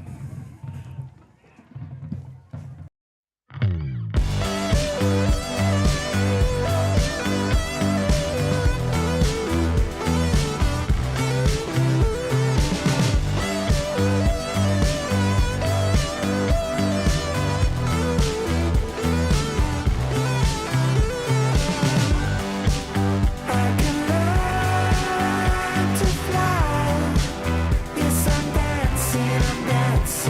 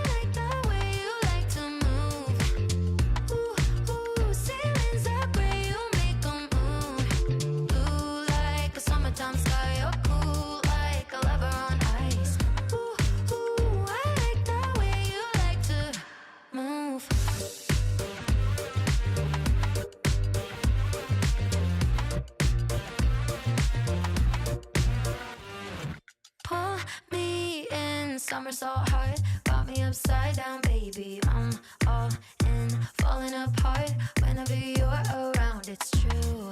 Don't you feel it too? Heartbeat go like boom, boom, boom. You're all I wanna do. Ooh, ooh, I like the way you like to move. Ooh, ooh, ceilings are gray, you make 'em move. Blue like a summertime sky, you're cool like a lover on ice. Ooh, ooh, I like the way you like to. Welcome back live from STC Trojan Field. Darvin Graham, Nate Van Dyke, and Jeff Byer with you here as we wrap things up in Week 8 of the Iowa High School football season. South Tama dropping their 8th game of the season, 56-26 to the Benton Community Bobcats. And we're going to hand it over to Jeff with some look at some of the stats from tonight's game. Okay, thank you. Let's see here. I got to add that. Okay. I've got Benton Community 17 first down, South Tama with 12 in the ball game. For that stat, South Tama did force 3 turnovers on Benton Community, all led to touchdowns, including the Kinzer-Jeanette touchdown interception return of 35 yards. 4 penalties and 40 yards for Benton Community, 6 penalties in South Tama for 42 yards in scrimmage loss. Unofficially, I've got Cody Blocker, 23 carries, 97 yards. Michael Henry in the fourth quarter had some good runs, 4 carries and 71. Tyrus Clegg, a touchdown, 14 yards. He had 25 yards on 3 carries. Medina, 17 yards on 8 carries. Marcus Bear had 4 carries for 12. Isaac Schroeder had 3 carries for 4 yards, including a touchdown in the game for South Tama. I have South Tama with 240 yards running in the ball game. Tanner Large passing was 5 of 7 tonight for a total of 32 yards. And Michael Henry made 1 catch for 13, and Cody Blocker 1 catch for 13. Garrett Sermon had 1 catch for 7 yards, leading the receiving. So 32 reception yards, passing yards, 240 on the ground for 272. For Benton Community, Dylan Lefevre had a couple of touchdown runs in the game. Actually had 3 touchdown runs in the game. So I need to add 1 more to his total. So he had 116 yards on the night on our stat sheet on 6 carries. So 116 in the game, so that gives him 288 on the ground. That adds 11 more for, okay. All right, I missed that one. So 3 touchdowns for Lefevre, runs of 58, 20, and 11. He had 106 yards. Logan Upaw, 1 run for 52 yards. Elias Bishke in the fourth quarter, 8 carries and 67 yards. And Mason Mitchell had a touchdown, 25 yards, a touchdown run of 15 yards. So 288 yards running the ball for Benton Community tonight. The passer was the quarterback, Carson Nolan. He started the game, had 8 completions, 10 attempts, 1 interception for 109 yards. And Logan Upaw, 6 catches for 107 yards. They did not have a reception in the second half. So 288 running and 109 passing for 397 yards for Benton Community unofficially in the ball game. And again, South Tama had Eric Medina with a 1-yard run, Tyrus Clegg a 14-yard run, Isaac Schroeder a 2-yard run, and Kinzer-Jeanette's 35-yard interception return for a touchdown. And for Benton Community, Lefevre, 3 touchdowns on the ground, Logan Upaw, 2 receptions, and 1 running touchdown in the game. And those are some of the highlights of a 56-26 Benton Community win.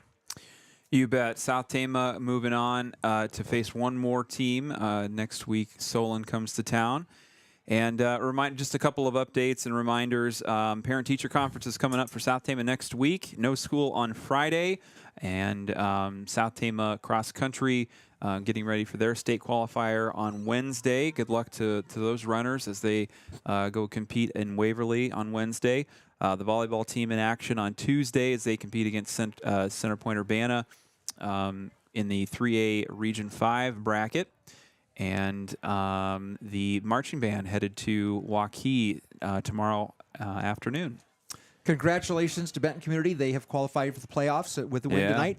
And Grinnell and Williamsburg, 42-12 Williamsburg halfway through the fourth quarter. So it looks like Williamsburg and Benton will be your automatic qualifiers in the district, and they will play each other next week to see who is the district champion and the district runner-up. and that could be important for things like seating and home field stuff like that. So Solon, you know, with those 2 losses in the district, you know, kind of entering into the at-large picture. But I think, you know, that's going to come down to how all the other teams, you know, they're going to be looking at the whole other picture to determine that next week. I think they make a pretty good case, obviously, with their resume, but we'll see how things shake out next week here in Tama. Any final thoughts before we sign off from you, Nate? I don't know. Maybe not the result you wanted as far as wins and losses, but you put 26 points up against a pretty darn good team. And to be honest, I think this offense that I saw at South Tama tonight is just as good as I've seen all season. I think they've really improved, and they're starting to put some things together. Didn't get a victory, but you know, as far as looking at your team, you take your leaders, your seniors, tell them, you know, you've got one more game for your high school career, and obviously there's some younger guys getting some action as well, and that's valuable experience. But it is a lot of times it's the camaraderie and the relationships you build that you'll take for the rest of your life, and you'll talk about 20, 30 years from now. So Solon defeats Fairfield in the other game in the district, 61-19. So Solon's playoff hopes still alive. Can't be an automatic qualifier, but can certainly be in the running for an at-large berth, and that will be determined, of course, next week when the regular season comes to an end for the bigger schools. And again, the 8-player starts their playoffs next Friday. All right, I'd like to say thank you to our producer back in the studio, Rami Dowd, keeping us updated throughout the evening. And for Nate Van Dyke and Jeff Byer, I'm Darvin Graham saying good night and go Trojans.